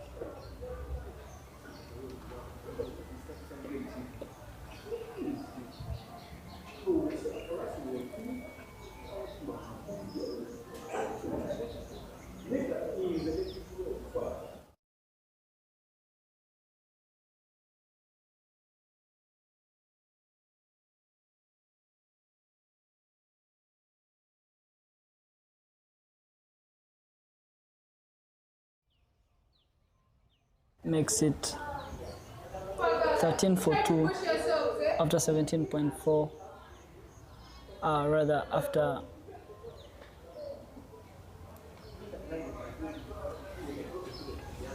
Do you think she fell to pressure from the bowler? Remember the ball prior to that one that took her wicket. She got hit on her thigh, and you could see she wasn't comfortable. And this one bowled a lot fuller into her stumps, but she seemed to give way for the ball to pass and go through to hit the stump. yeah, possibly intimidated by the first ball that hit her thighs, so she could have been scared for the next ball. And Jacqueline did exactly the right thing, bowling straight into her stumps, and she couldn't survive that. That makes it 13 for 2 after 2.4 overs.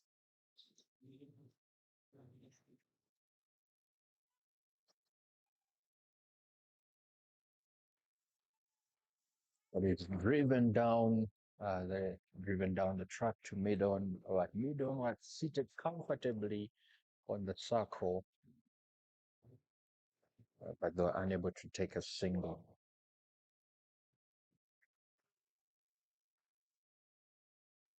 Oh, Better ball from Jackie, that's a beautiful ball. looking to beat that outside edge, hoping to get a nick on it. And with that, that is 3 overs down. Score is 13 for 2.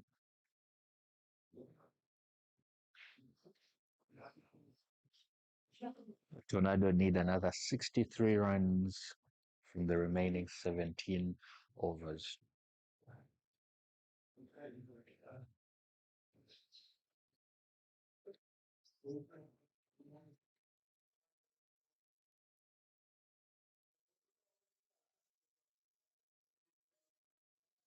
So Patricia Guang returns into the attack to bowl her second over.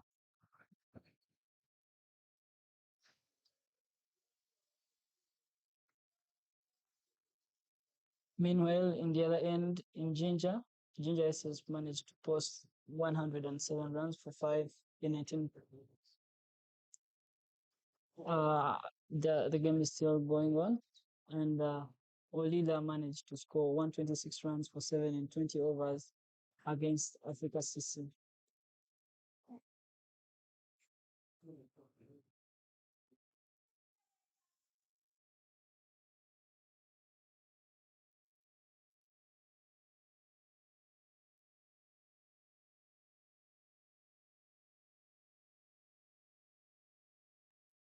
Was down the leg.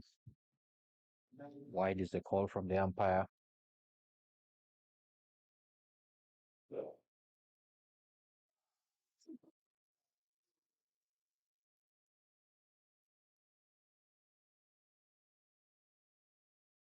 The batter seems to be struggling.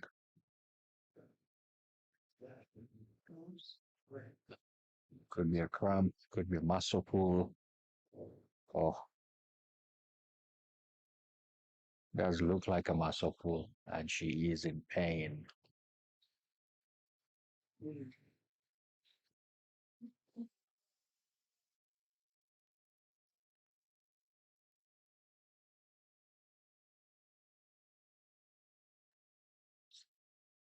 I can imagine what she feels.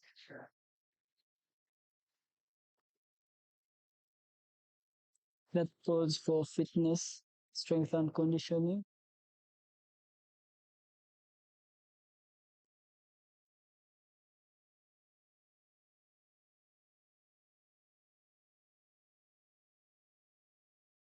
What is It must be very, very painful for her.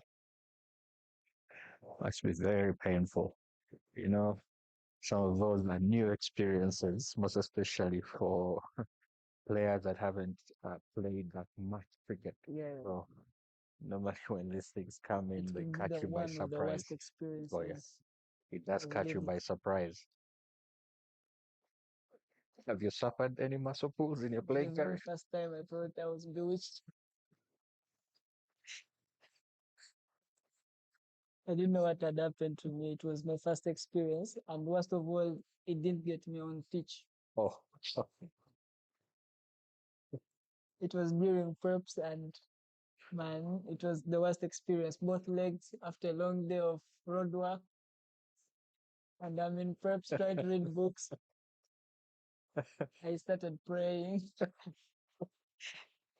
It's the worst experience that I've got, but to notice it was lack of fitness anyway, strength and conditioning.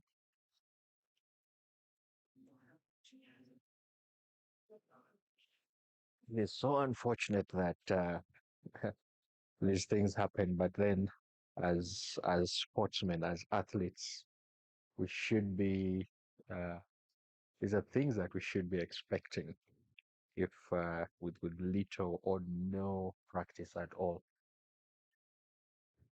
Yeah, that goes back to the coaches too.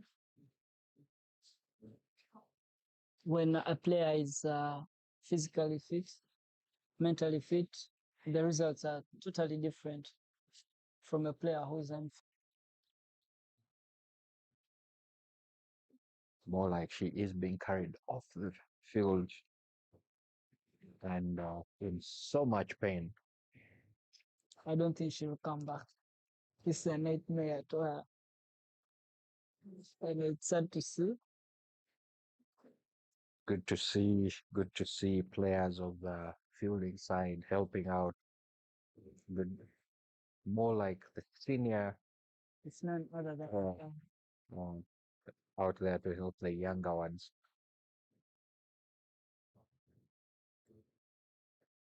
We just hope that this does not discourage her from continuing to play the sport. We've many times we've seen uh, some of the players, that most especially the girls, yeah, uh, deciding to give up on playing a sport probably after an experience like this. yeah. She's lucky enough she wasn't hit by the ball. Otherwise, it would be a different story. But it's good to see girls coming up and playing this kind of sport. Otherwise, back in high school, everyone feared that cricket ball. So when you see young girls coming up and playing the sport, it gives hope to the country for future talent promotion.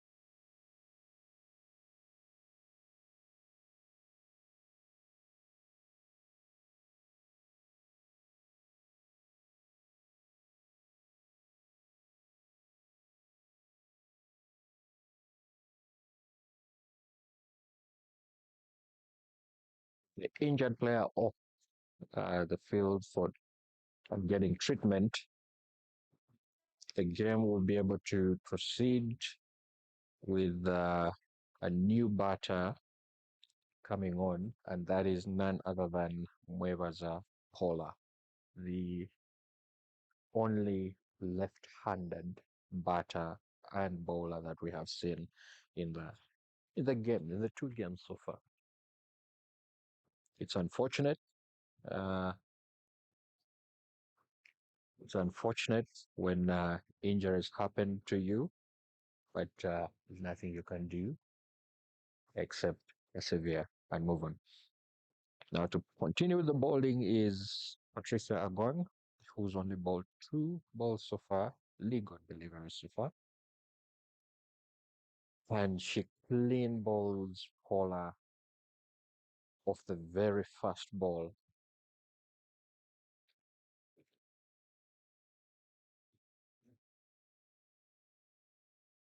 Now this leaves Tornado at 14 for 3.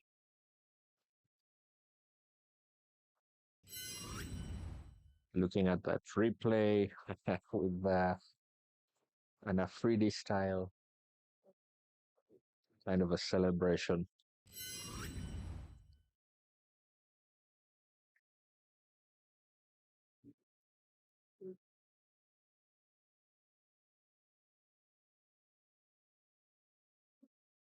Team for 3 is the score after 3.3 overs, chasing down 76 runs. Tornado CC will need 62 runs.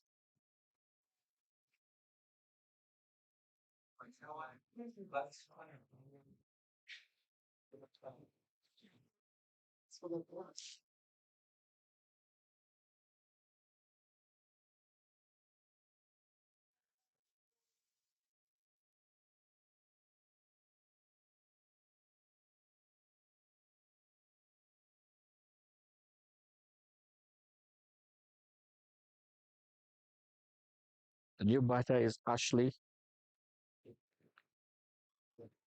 Swing and a miss.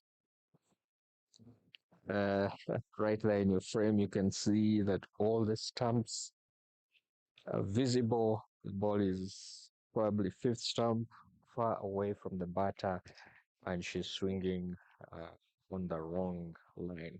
She's taking a risk.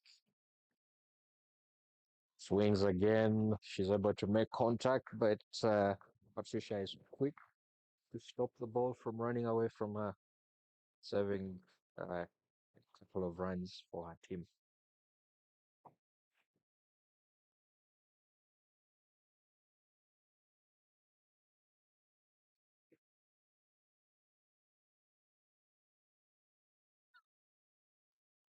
And she's bowled exactly at the point of execution with her bat. She was exposing all her stumps and she couldn't survive any ball direct into her stumps once she missed it, and she's gone. She went across, and that makes it 14 for 4. And we can have a look at the replay. Like I told you, at the point of execution, she's exposing her wickets. And Patricia gets her second wicket. Very full, bold, full, and something that the batter should just come down and punch away. She goes across the line with the bat over the ball, completely missing it, and it rattles her stumps. Score is now 14 for 4. Patricia with 3 wickets already in her 2 overs, conceding just 5 runs. That's a great hit coming from Patricia Agwang. The earlier on, I was discussing with her. She was like, I put so many drop chances with my bowling, and I tried to tell her just to keep bowling straight. Otherwise, with the fielding of Tornado Bees, you wouldn't risk asking for chances in the air. And that was a great comeback from Patricia.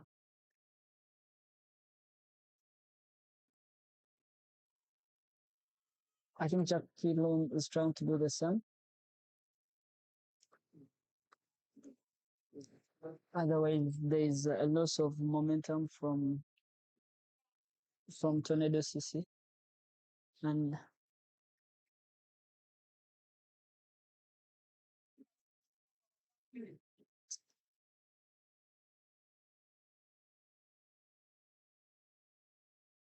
Both batters in currently, still relatively new. That one did turn away from the batter, swung away very late.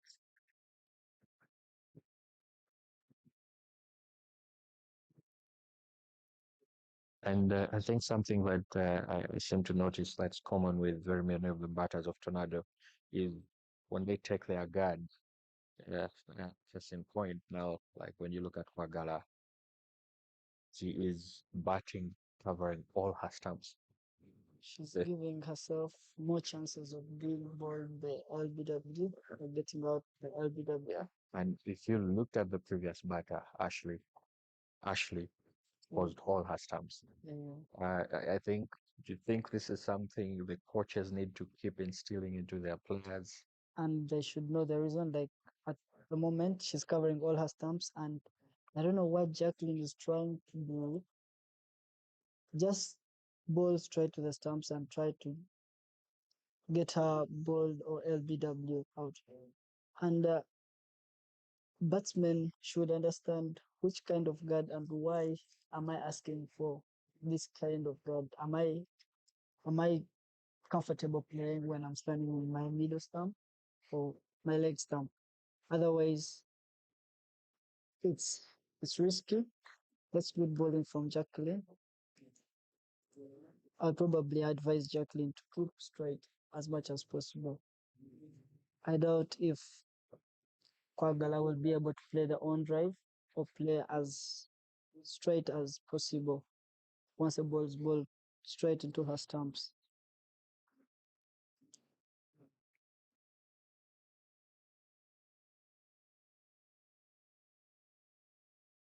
chance given, and she's gone after scoring 0 of 7.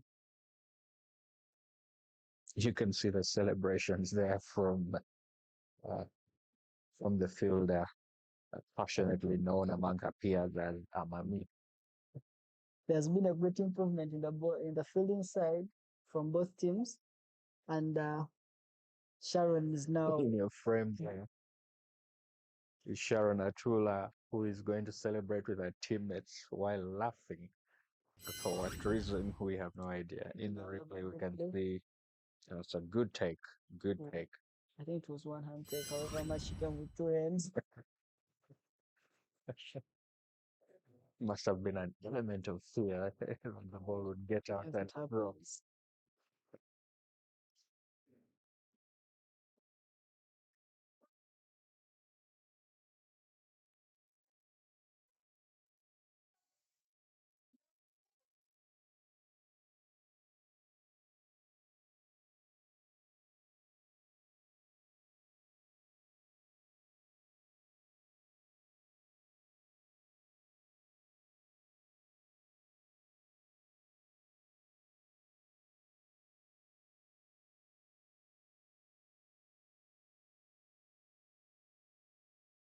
15 for 5 after 5 overs is the score. And Patricia is back with the ball, He trying to gets keep her that as one straight to as move possible. away. Mm.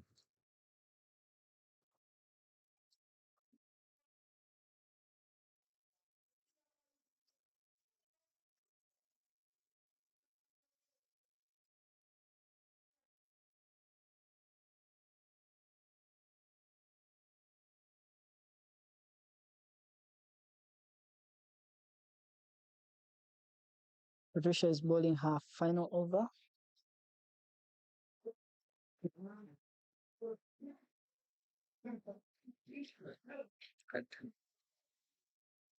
Some very tidy lines from her, getting them to move away, look to get that outside edge of the bat. Yeah, she's been consistent with her line. And when you look at her, when you look at how she bowls, doesn't she remind you of another Patricia uh, who used to open the bowling for the Victoria Pals? Yeah, and Agwang is well bowled, and that should be, umpire says no.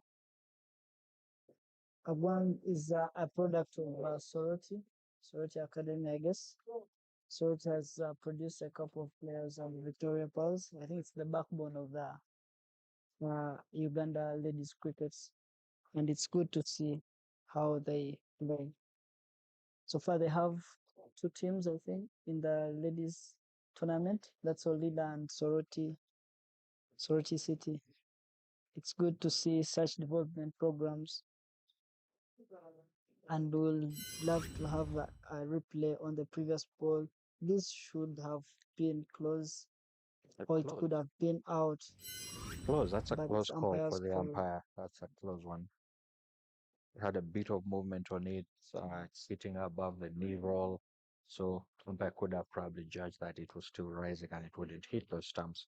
That was the benefit of doubt, But but it's then okay. again, yes, that goes down to the umpire's call. Uh, Beautiful over so far. That's watch and over. Yeah, beautiful over from Agwang Patricia. That's 6 balls, all of them beating the batter, leaving Blessing with no choice. Maiden wicket. No, she didn't pick a wicket. She's just, Oh, that was Jacqueline's over. oh yes. Sorry. Ladies and gentlemen, the scores that you're looking at will be corrected and verified soon. And on your screen there is umpire Gloria Bukor signaling for the power play. That is 6 overs done, and we're into the second power play, which is the next 14 overs. There'll be a bowling change, and I think the captain has decided against it, decided to bring Jacqueline back into the attack.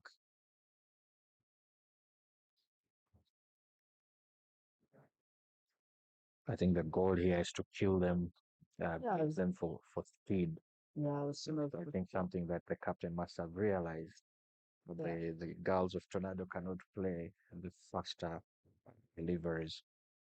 I'm So looking at this change. It's very okay. The bowlers are literally doing well. There's no need for you to beat around the bush and keep changing the bowlers. Once they are doing well, you better keep them bowling.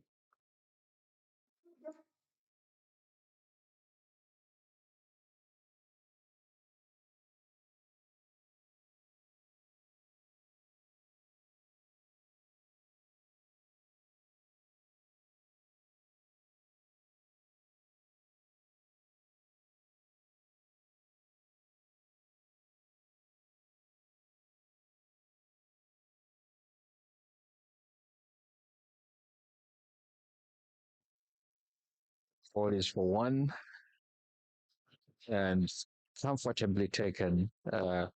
With Sharon Atula just jogging in to pick up the ball. Happy to see that single conceded. And looking at them in the field right now, they look a lot more relaxed. I think the opening there gave them a bit of a scare. And now But now with the 5 wickets down, the fielding side seems a lot more relaxed. Knowing that victory it's not it's just 5 wickets away rather than overs away because ideally there's still quite a lot to play. exactly. No ball from Jacqueline picking her third wicket. And like I said, beat them for pace. Uh, Play. Madu does not seem to be comfortable playing the first bowler, and the falling victim is the captain herself, Theo, Mm, just cheaply giving away her wicket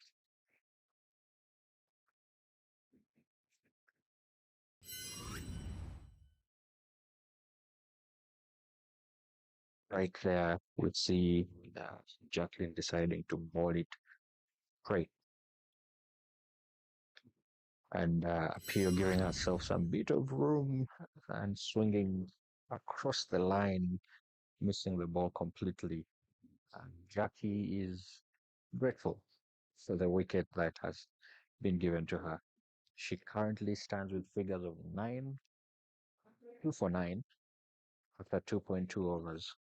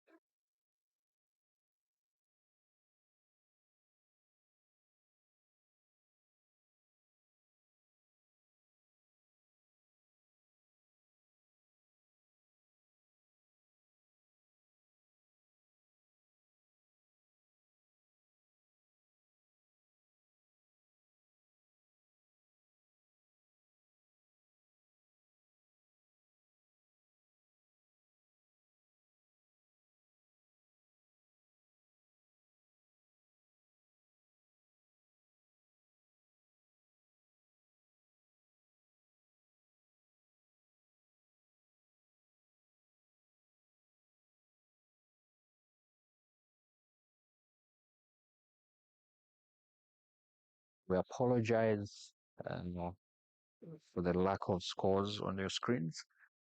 Experiencing some technical difficulties with the team scoring, but it will return shortly. In the meantime, we will proceed with the game. Jacqueline already on 3 wickets, looking to get 5. Aguang Patricia as well as well. with 3. That's a great bowling partnership. I'm looking at I'm trying to there could be a bit of a competition here between the two bowlers to see who gets to 5 first. Yeah, exactly. That There's is more chance yeah, for both of them to pick. exactly. However much it's a good side. But I It's think this should be Jacqueline's final over. yeah, So which means she has just a couple of balls to pick another 2 wickets to give her the fiver. exactly. It's a great partnership. in bowling from Tornado Bees, keeping both ends tight, and there's no bowler being attacked from Tornado Bees. However, they have to keep it moving and limit Tornado to as low as they could.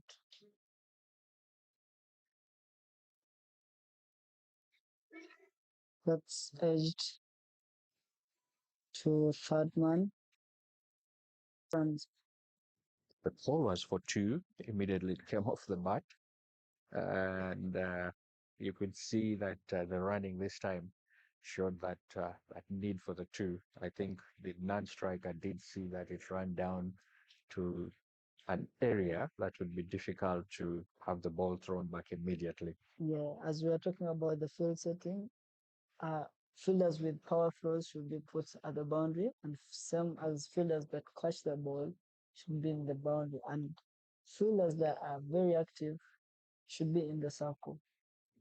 Otherwise, any ball that goes to the boundary, that could be a call for two, which might not be good for the team when they get to higher levels.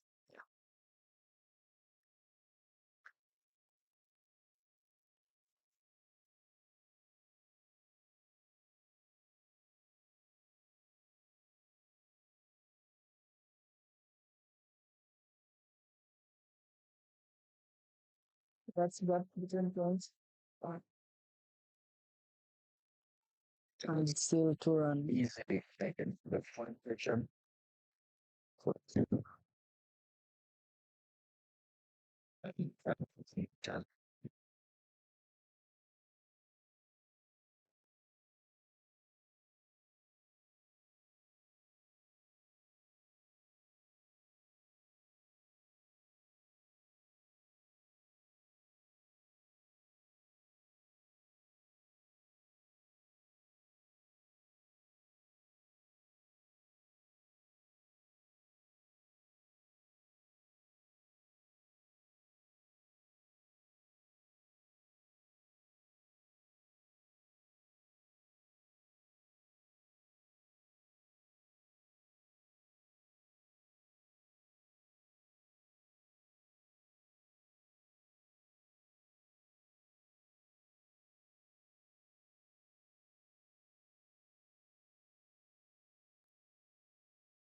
We can see the intention here with the intention of the captain of the fielding side, getting her strike bowlers to bowl through.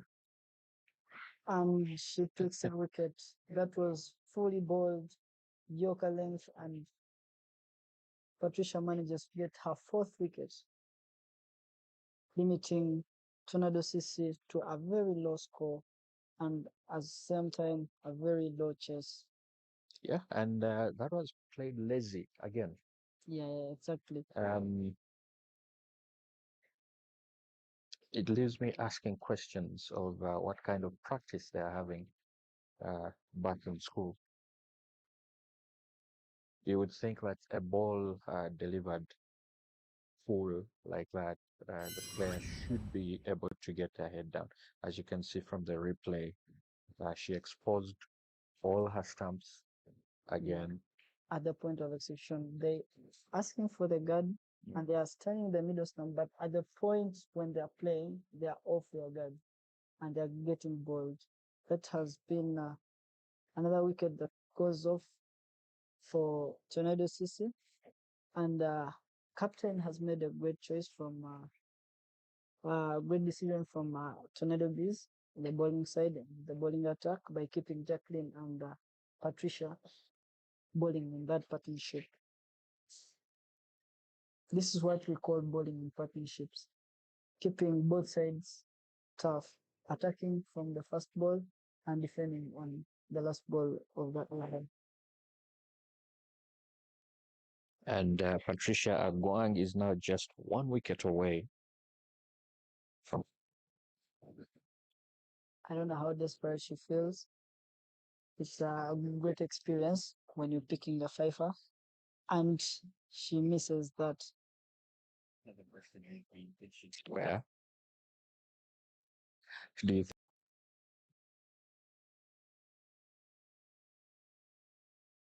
And another one bowled away from the stumps. Just keep it simple, bowl as straight as possible. I think it's very simple for ladies and because you can maybe most probably at this level, bowling straight is the only medicine. Stump to stump. Yeah, stump to stump. Keep bowling straight. Oh, that's a very good gap. That's a good Very shot. tries to dive. And that's a call. Let's see, can they run out? Four through. Four through from Jacqueline. It takes 2 runs. And he tried to dive. Unfortunately, it was miles away. And he's standing straight to the crease line of the batsman. I don't think she's in the right position. There's an appeal. There's an appeal for caught behind. And None of the umpires are interested. I don't think Sharon is aware of her fielding position. Otherwise, So we have here the replay.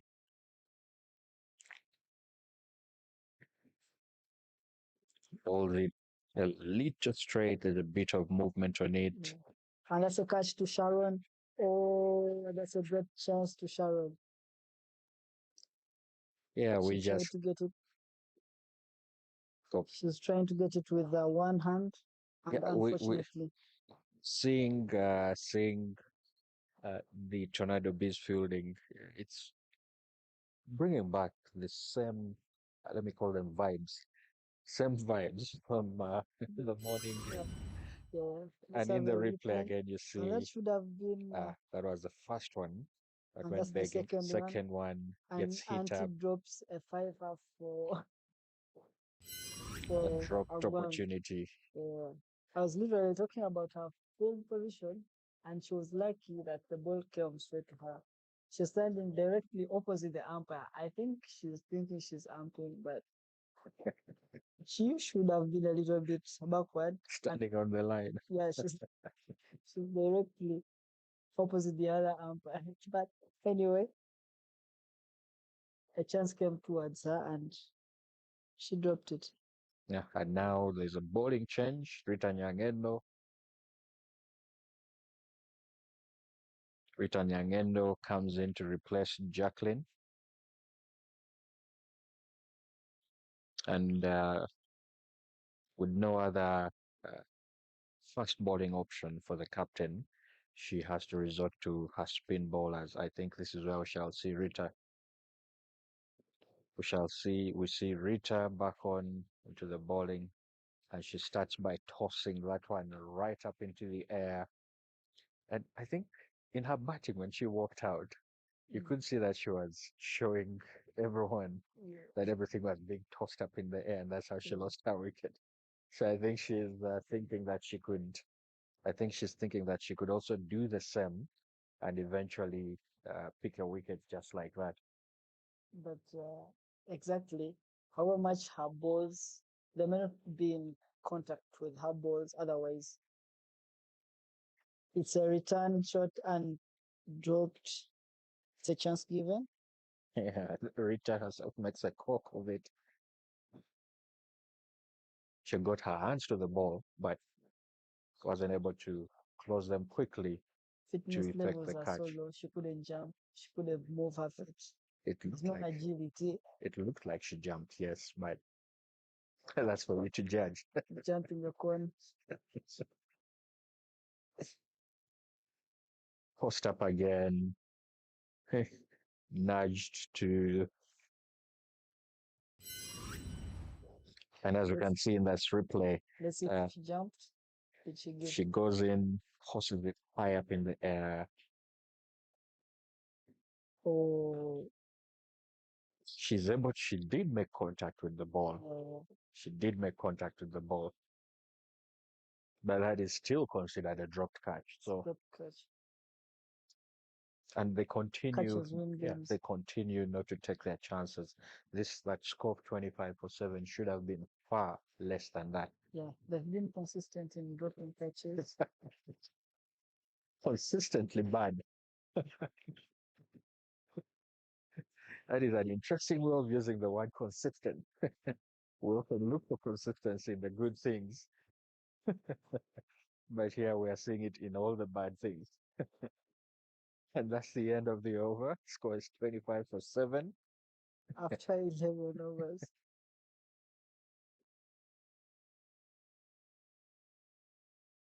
So Tornado CC require 51 runs in 11. Their asking rate is just under 5 and over.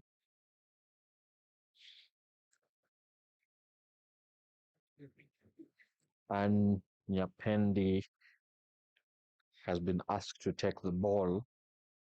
And if anything, she should be able to wrap this up. She was impressive with her batting earlier in the first innings. And here we're looking to see that she can replicate that same form with her bowling. Starts off with the first one, tossed up in the air, gets the inside edge of that one, and Bata is lucky that he did not ricochet onto her stumps.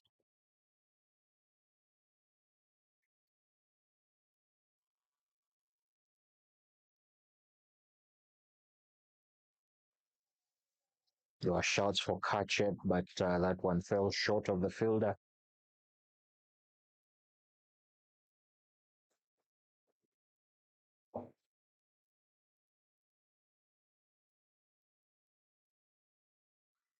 Looking at the difference in bowling from Tornado CC and Tornado Bees have limited and they have reduced their extras this time round.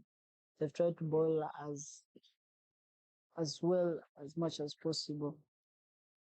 They've only got only 4 extras, and that's limiting Tornado CC to a very, very, very low score. With a great bowling attack from Jacqueline, Agwang Patricia, Nyangendo Rita, and Anne, they're literally doing well in this.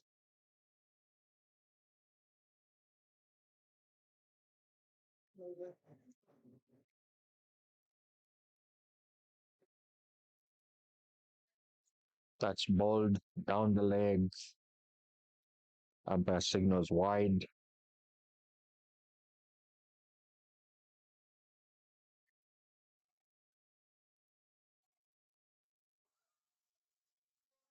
That's playing lazy again. You would ask yourself what she's trying to do, playing something like that. Does she want to dab it? Does she want to guide it? I think it's a technical. And with that, the over comes to an end. 26 for 7 is the score after 10 overs.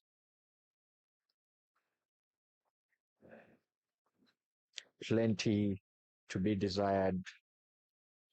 That's 50 runs now needed from 10 overs. Run rate required is exactly 5 per over. Which is 3 wickets. There's 3 wickets left. And technically, we would say 2 wickets left. For 7. With the injured player unlikely to return. That is wide. And when the ball sailed down wide, there was a cry out from the mid of the field. One of the fielders going Banange. For those of you who are unfamiliar with the local lingo, that is a cry of exasperation. But you can see that the Tornado team seems to be they seem to be resigned to their fate. Exactly. They know that there's no winning this one, so they're just trying to play out. They're just trying to play out their overs. Plus hope. That's wild. You would think Rita has never bowled for the national team. I think she's trying to buy wickets, which is not easy. But I don't know if she has tried to analyze her bowling on the screen because she literally can't get a wicket unless the batsman is in contact with that ball. Otherwise, at a higher level, or even when she gets a stronger opponent, those balls will be struck the other batsmen. Given chance if they are facing a good batsmen who are away at the moment, like for example from Sorority City, Olila, and other clubs that are giving great competition, shouldn't be bowling to that area. Let's say Yoka, but she should be bowling a little bit more flatter. She hasn't picked any wicket through bowling that way. I think Uganda should be better than this, whether or not she's training or something of the sort. I did speak with her earlier and I asked her about why she's bowling such. And she says her response was she's not been training.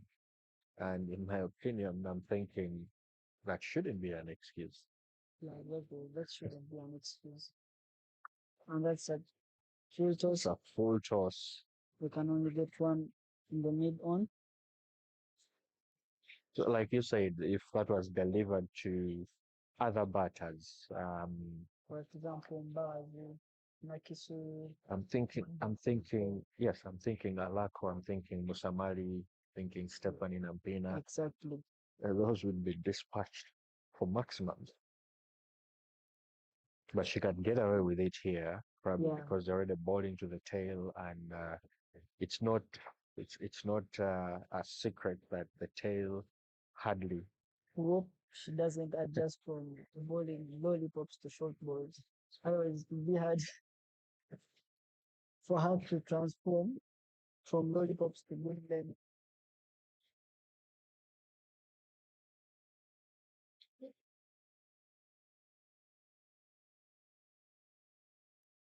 There's a great difference between Anne and Nyangendo's bowling. She's trying to bowl flatter, and hopefully she's gonna execute out better than Nyangendo. That's ball too full again. Punched away, lazily punched away, might I add.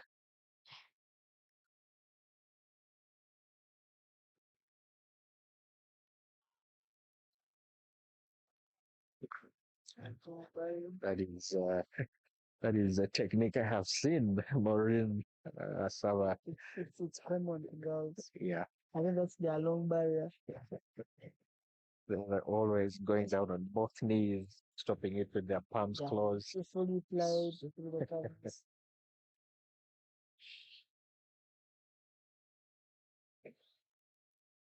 Just slapped away. Yeah. And to take on the positives as well, so many positives to take from Tornado CC. Hopefully, it being their first game. So inside edge, missed the stumps right there. So able to take one. Is the keeper getting out? And the umpire gives her out. Let's run out. 32, 33 for 8 after 8.3 balls.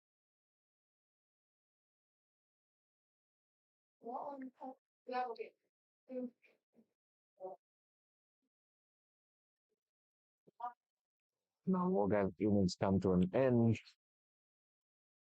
Trying to take a second run.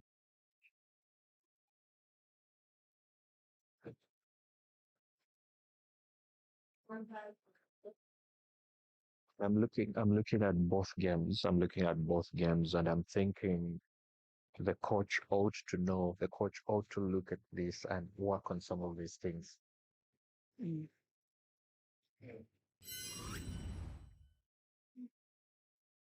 Oh, the keeper did not even seem to know where the batter was. And she had to first turn around, make a 360-degree turn to be certain that she had run out the right person.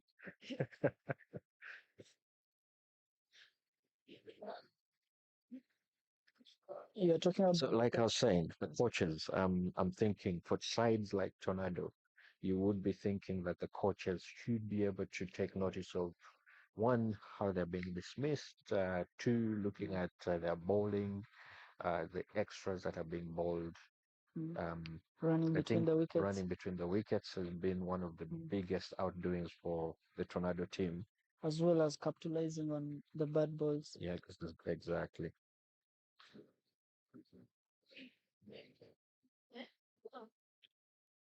That's the end of the 12th over. Tornado CC with 33 for 8.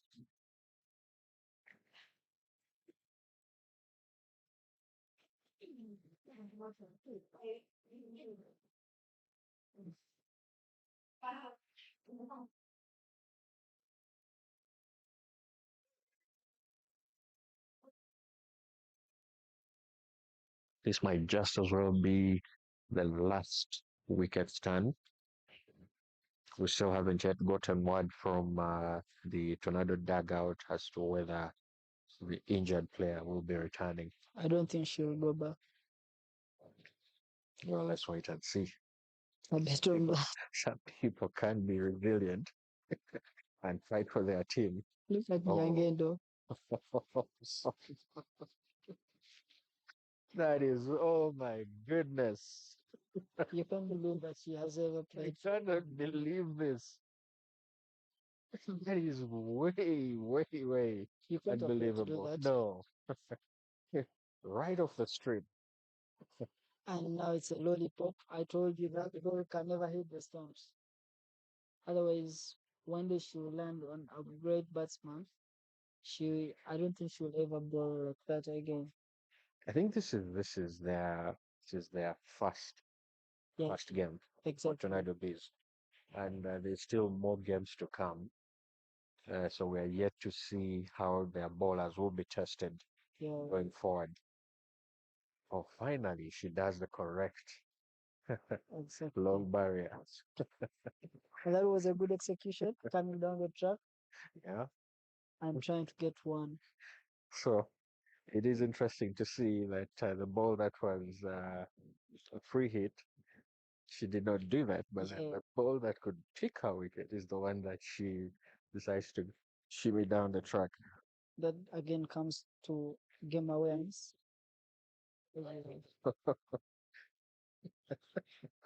Ball is tossed so high up in the sky that you can't even see it in the frame before it comes back down. She'll go away with that Look today. at that. Look at that. She'll It go away disappears from the frame exactly. briefly before it comes right back down. She'll go away with that today. But trust me, she may not do that again once she faces a better bowler, a better batsman. So, and she can't get an LBW. She cannot. Well played. Just calm down the track. Try to clear because you've got nothing to lose at the moment. Make sure you're in line with the ball and hit as much as possible as you can. That's why it's no ball That's no again. ball. Consistency. I love how you keep using the word consistency. Yeah, one power over. Oh, this is two in the over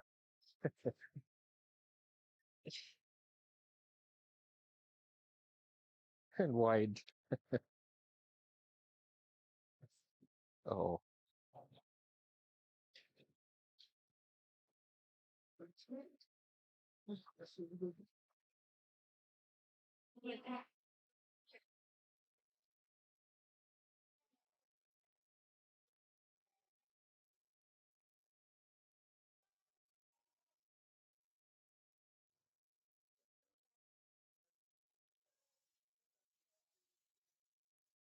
free hit still stands.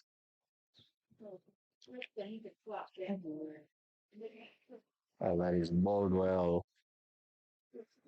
I think she must have realized that majority of the batters from Tornado cannot play balls that are pitched outside of off stump. And maybe that's why she's been trying to ball it far away uh, along the wide line and is failing in execution, ending up uh, tossing them over the playing surface. Otherwise, that's not the kind of bowling I would advise anyone. She can go away with it at this level, particularly in this specific match. She has gone away with it, but she needs to pull up. Maybe she's strategic with that bowling and hopefully see better in the next game that she plays. Anya Pendi back into the attack to wrap things up. Starts off with a full delivery, which is driven to the cover region. No run is taken from that. Um, Brighton, do you think, in your opinion, do you feel that the Tornado team, oh, that is, gets a bit of an edge on that one? Goes down the point, backward point region, able to get one off of it. Coming back, I wanted to ask, do you think that the Tornado Bees are dragging this game out a little too long? Exactly. We expected more than that after that bowling partition between Patricia and Jacqueline, and Nyangendo tried to make it loosen. But I think they are capable of doing better than that. Otherwise, it's taking longer than expected. I should be able to with teams like Tornado. Pardon me on this, but I ideally should be able to come out, maybe get them for under 20, you know, and Yeah, go home. exactly. Um, Otherwise, you have to force them to play the ball all the time. Keep balling to the batsman, keep bringing her forward, and you never know what comes up. Otherwise, if you keep bowling away from the stump and they are not getting in touch with the ball, then you're literally doing nothing. Instead, you're elongating the game. I think case in point would be if you look at some of the games that have already been played. I think most notable would be their game Tornado versus Wanderers, where the Wanderers scored about 171, and in their defense of 171, they limited Tornado to just 26. 26 runs. Mm, So that shows you the difference in sides. The yeah, one side hungry to limit their opponent to as few runs as possible, while uh, the showing from Tornado Beach today seems to show a completely different case. very It's casual. like, yes, like you said, it's very casual. It's like a trip down to the beach and they're playing what we used to call Wembley in my Yeah, high school. actually, Wembley is better because we would hit that ball. And would you look at that? Ball goes So, down. Bata herself is also, for the lack of a better word, flabbergasted. yeah, exactly. However, this is the 15th over running. Are you? That's right. Right again,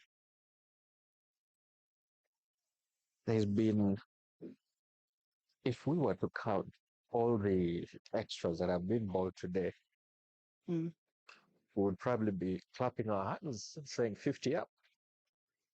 exactly. So many extras.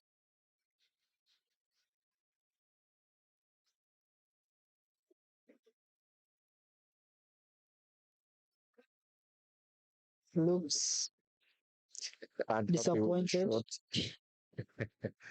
but there's no one to blame except herself.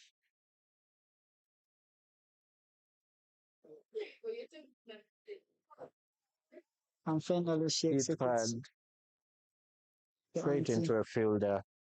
pull limits into just one run.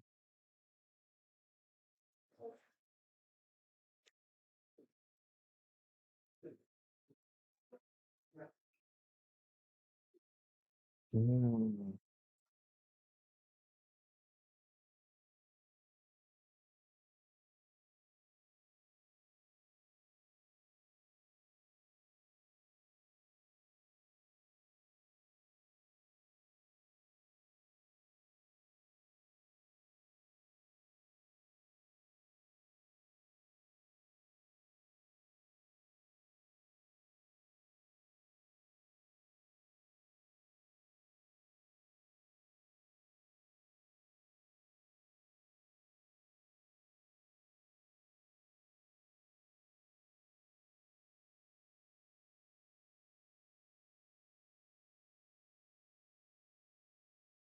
It's 41 for 8 after 15 overs.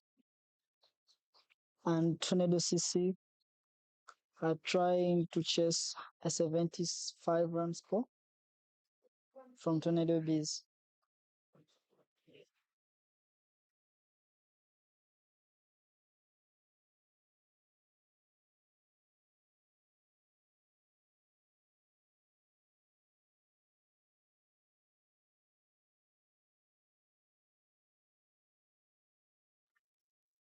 Now, looking at the scores here in the first innings, at 75 runs, came with 20 extras. If you took off those 20 extras, Brighton would be looking at 55 runs. And considering the fact that Tornado is able to get to 42 at the moment, you would think they would have had a big fighting chance should they have limited on those extras.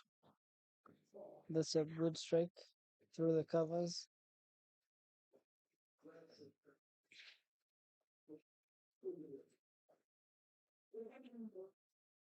That is 20 extras from the first innings, 13 extras from the second innings so far, a total of 33 extras from this game alone.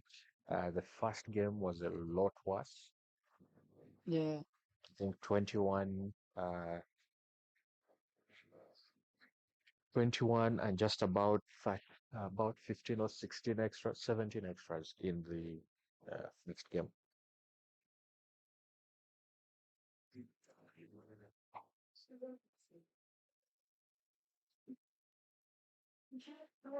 good Looking at shaping. this, yeah, we're just looking at Courtney batting, and she seems more than happy to just keep batting, Yeah. just batting. Lousy Oh, keeper. Does the keeper get her out? and she's safe. She's safe. She did seem to raise her hand like a fielder appealing. Or was she appealing for not out? Approved.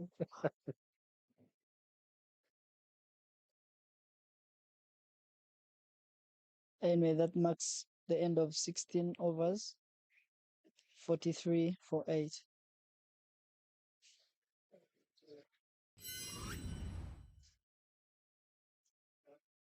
Let's have a look at the replay. That was a return shot to the bowler. Oh, game awareness again. Game awareness. The bowler got the ball directly into her hands. One She striker literally was just throw it back. laid back in her crease, and it's only until just right before the ball was thrown to the wicketkeeper that she made any signs of movement. That's another drop chance. Struck hard.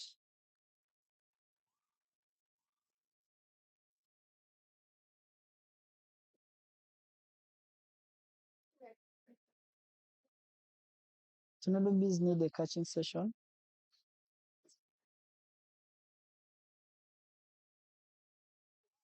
I think it's more than a catching session that they need.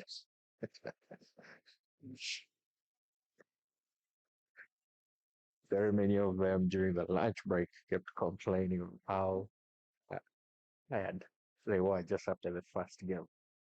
So That's called behind. Took a glove, and Jackie has swapped. uh, She she has swapped at the end of all four overs. Uh, she's gone behind the stumps. It's interesting to see. Oh, Yeah, looking at the all replay round. here, the ball is tossed up, picks up a nice bounce, and all the batter can do is just glove it into the wicketkeeper's hands. That's 44 for 9, and good to see that the injured batter Getting back. I did getting back. expect her to get back after hearing her cries outside the pitch. Let us hope that she's good enough to continue and maybe get a few balls in.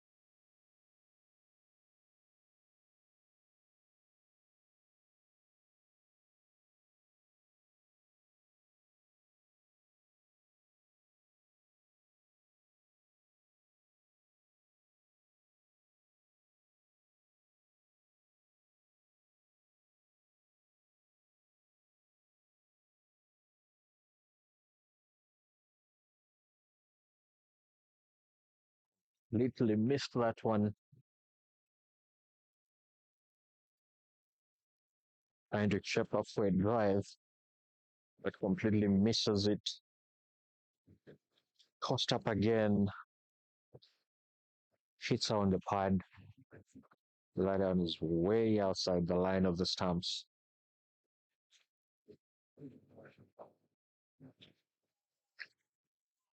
The score as it stands right now is 44 for 9 after 17 overs. And I must commend the Tornado side for being able to weather and play out majority of their overs.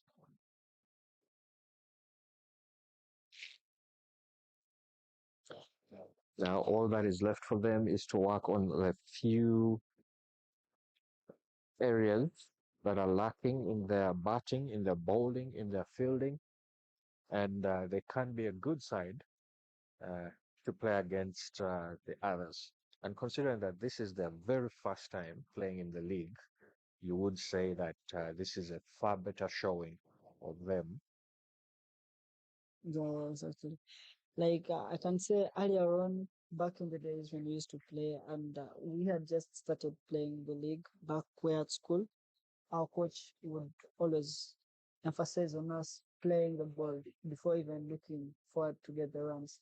The focus was play out all the overs, and for the start, that's one of the KPIs that young teams should look at, and then the factor of runs would come in later as you expose setting uh, achievable KPIs in the beginning, and then later on advancing to maybe strike rate, running between the wickets, and capitalizing on bad balls. But for now, I would advise them to focus on playing out all the overs, and then they can improve capitalizing in the power play and all that as time goes on in the league. It's a switch up of roles over there, as you can see. Uh, right behind the stumps is Jackie, the opening bowler, and the bowler herself was a wicket keeper behind the stumps, and now she's bowling. Exactly. That's called being an all round.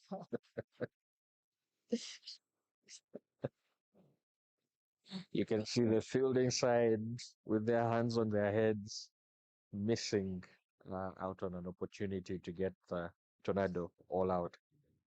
45 for 9, just needing 31 runs. Yeah. Trying to shoot across the line. And that there is the end of the over. That's 18 overs played. It's another 12 balls. So do you think Tornado can weather those 12 balls? I know looking at their batting, you cannot really hope that they can get the 31 runs in the 12 balls. Yeah, But do exactly. you think they can play out Play those out the 12 overs. balls? Yeah, yeah, exactly. It's a positive take home. We played all the overs. Now, what else? What should we focus on the next time? How do we attack the power play? How do we run between the wickets? How do we minimize our extras? How do we take close catches? There's a lot more to work on when they get back home. Hopefully, they'll think about that as they are getting back to school and hopefully work on that during the week in their practice sessions. The ball disappears and then comes back. They can only get one run. It is very interesting to look at these kinds of bowling. It's just so high up, The you cannot see it from on the screen. close to Mars and then comes back.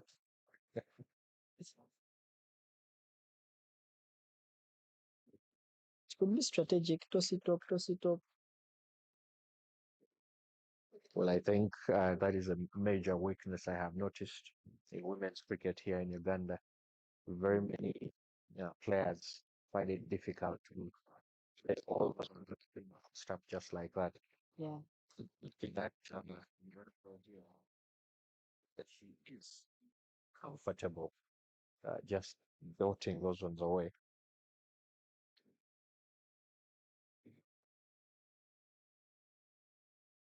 Just balls wide, umpire calls. I think the previous ball, the elevation is okay, but the line, hopefully she can adjust her line and length. She could probably get a wicket. And if you notice, majority of what she tosses up in the air is what goes, say, within the line of the stumps. The one that she tries to dart in is the one that, see that? Yeah, yeah, She exactly. tosses it up, it's in the line of the stumps. When she tries to dash one in, it is away, it goes wide, and anything of the sort. And only Tornado CC what they can do is to stay around and play the last six And balls. yeah, 47. Same score that they had in the morning. Consistency. This is really good to see that Yeah. But it's challenging. However, maybe they could make more, and that's a progress. Anyway, it is progress. if you add one more run, that's progress. It's continuous improvement. However, I would urge that Tornado Bees could also have a continuous improvement in the next game. After they've scored 76, they should look up to scoring more than that next So game. what would you? Hopefully, if they face uh, I don't think a weaker side, I don't think they'll be facing another team that is within the same level as Tornado. I believe their fixtures from here on out will be a lot tougher. yeah, exactly. Um, And both of the teams are leading the table from the bottom. Hopefully, we see some change in the future. Otherwise, another dot ball. it's okay. I don't mind that. Let them play their overs, and they can take home the Alice positive. with bowling figures of 0 for 0. In one, that's her second over. What an economy! And it's just another 2 balls to bring this match to an end. 47-9 is the score.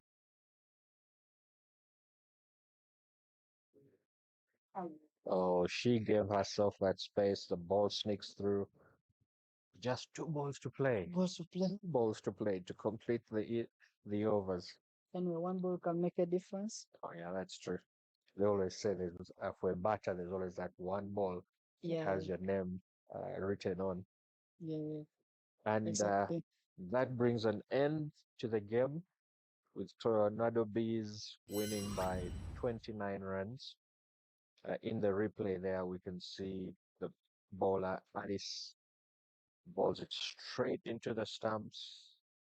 Esther Ariokot falling victim to her own circumstances, giving the ball enough space to pass through and go on to get her bowled.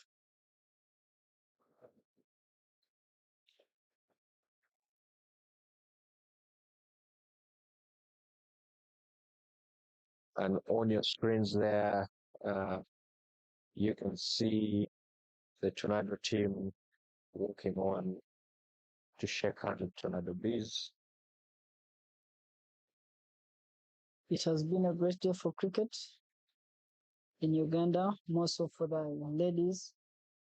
And in today's fixture of the Lyca Women's T20 League under Uganda Cricket Association, games are still going on in Ginger. Ginger after Ginger is scoring 1-1-2 for 5, and Jack is still chasing, and it's 46 for 3 after 14.2 overs. Olila managed to score 126 runs for 7, and Africa CC 38 for 9, and Tornado Bees CC scored 75 and managed to defend, winning by 28 runs. It's been a great day to experience cricket, and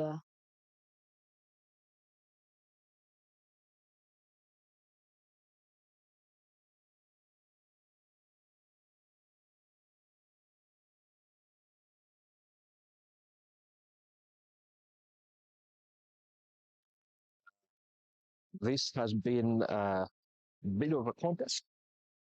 Tornado Bees winning by 28 runs after scoring 75 runs, losing 5 wickets in the 20 overs they had to play, and Tornado coming on to chase and collapsing at 47 runs in the 20 overs that they played. Uh, that will be it for me, Norbert Abi, and my partner in the comms box. Brighton Muganzi. Have a blessed evening. Good to see you. Good to be around. And tomorrow there is a great fixture in the men's ODI. It's a clash between Wanderers and Rounders, the greatest rivalry so far in the Uganda Cricket Association one-day cricket tournament, and it will be live on Uganda Cricket Association channel, YouTube channel. You can subscribe and follow up tomorrow. Have a blessed evening. Thank you all, and see you tomorrow.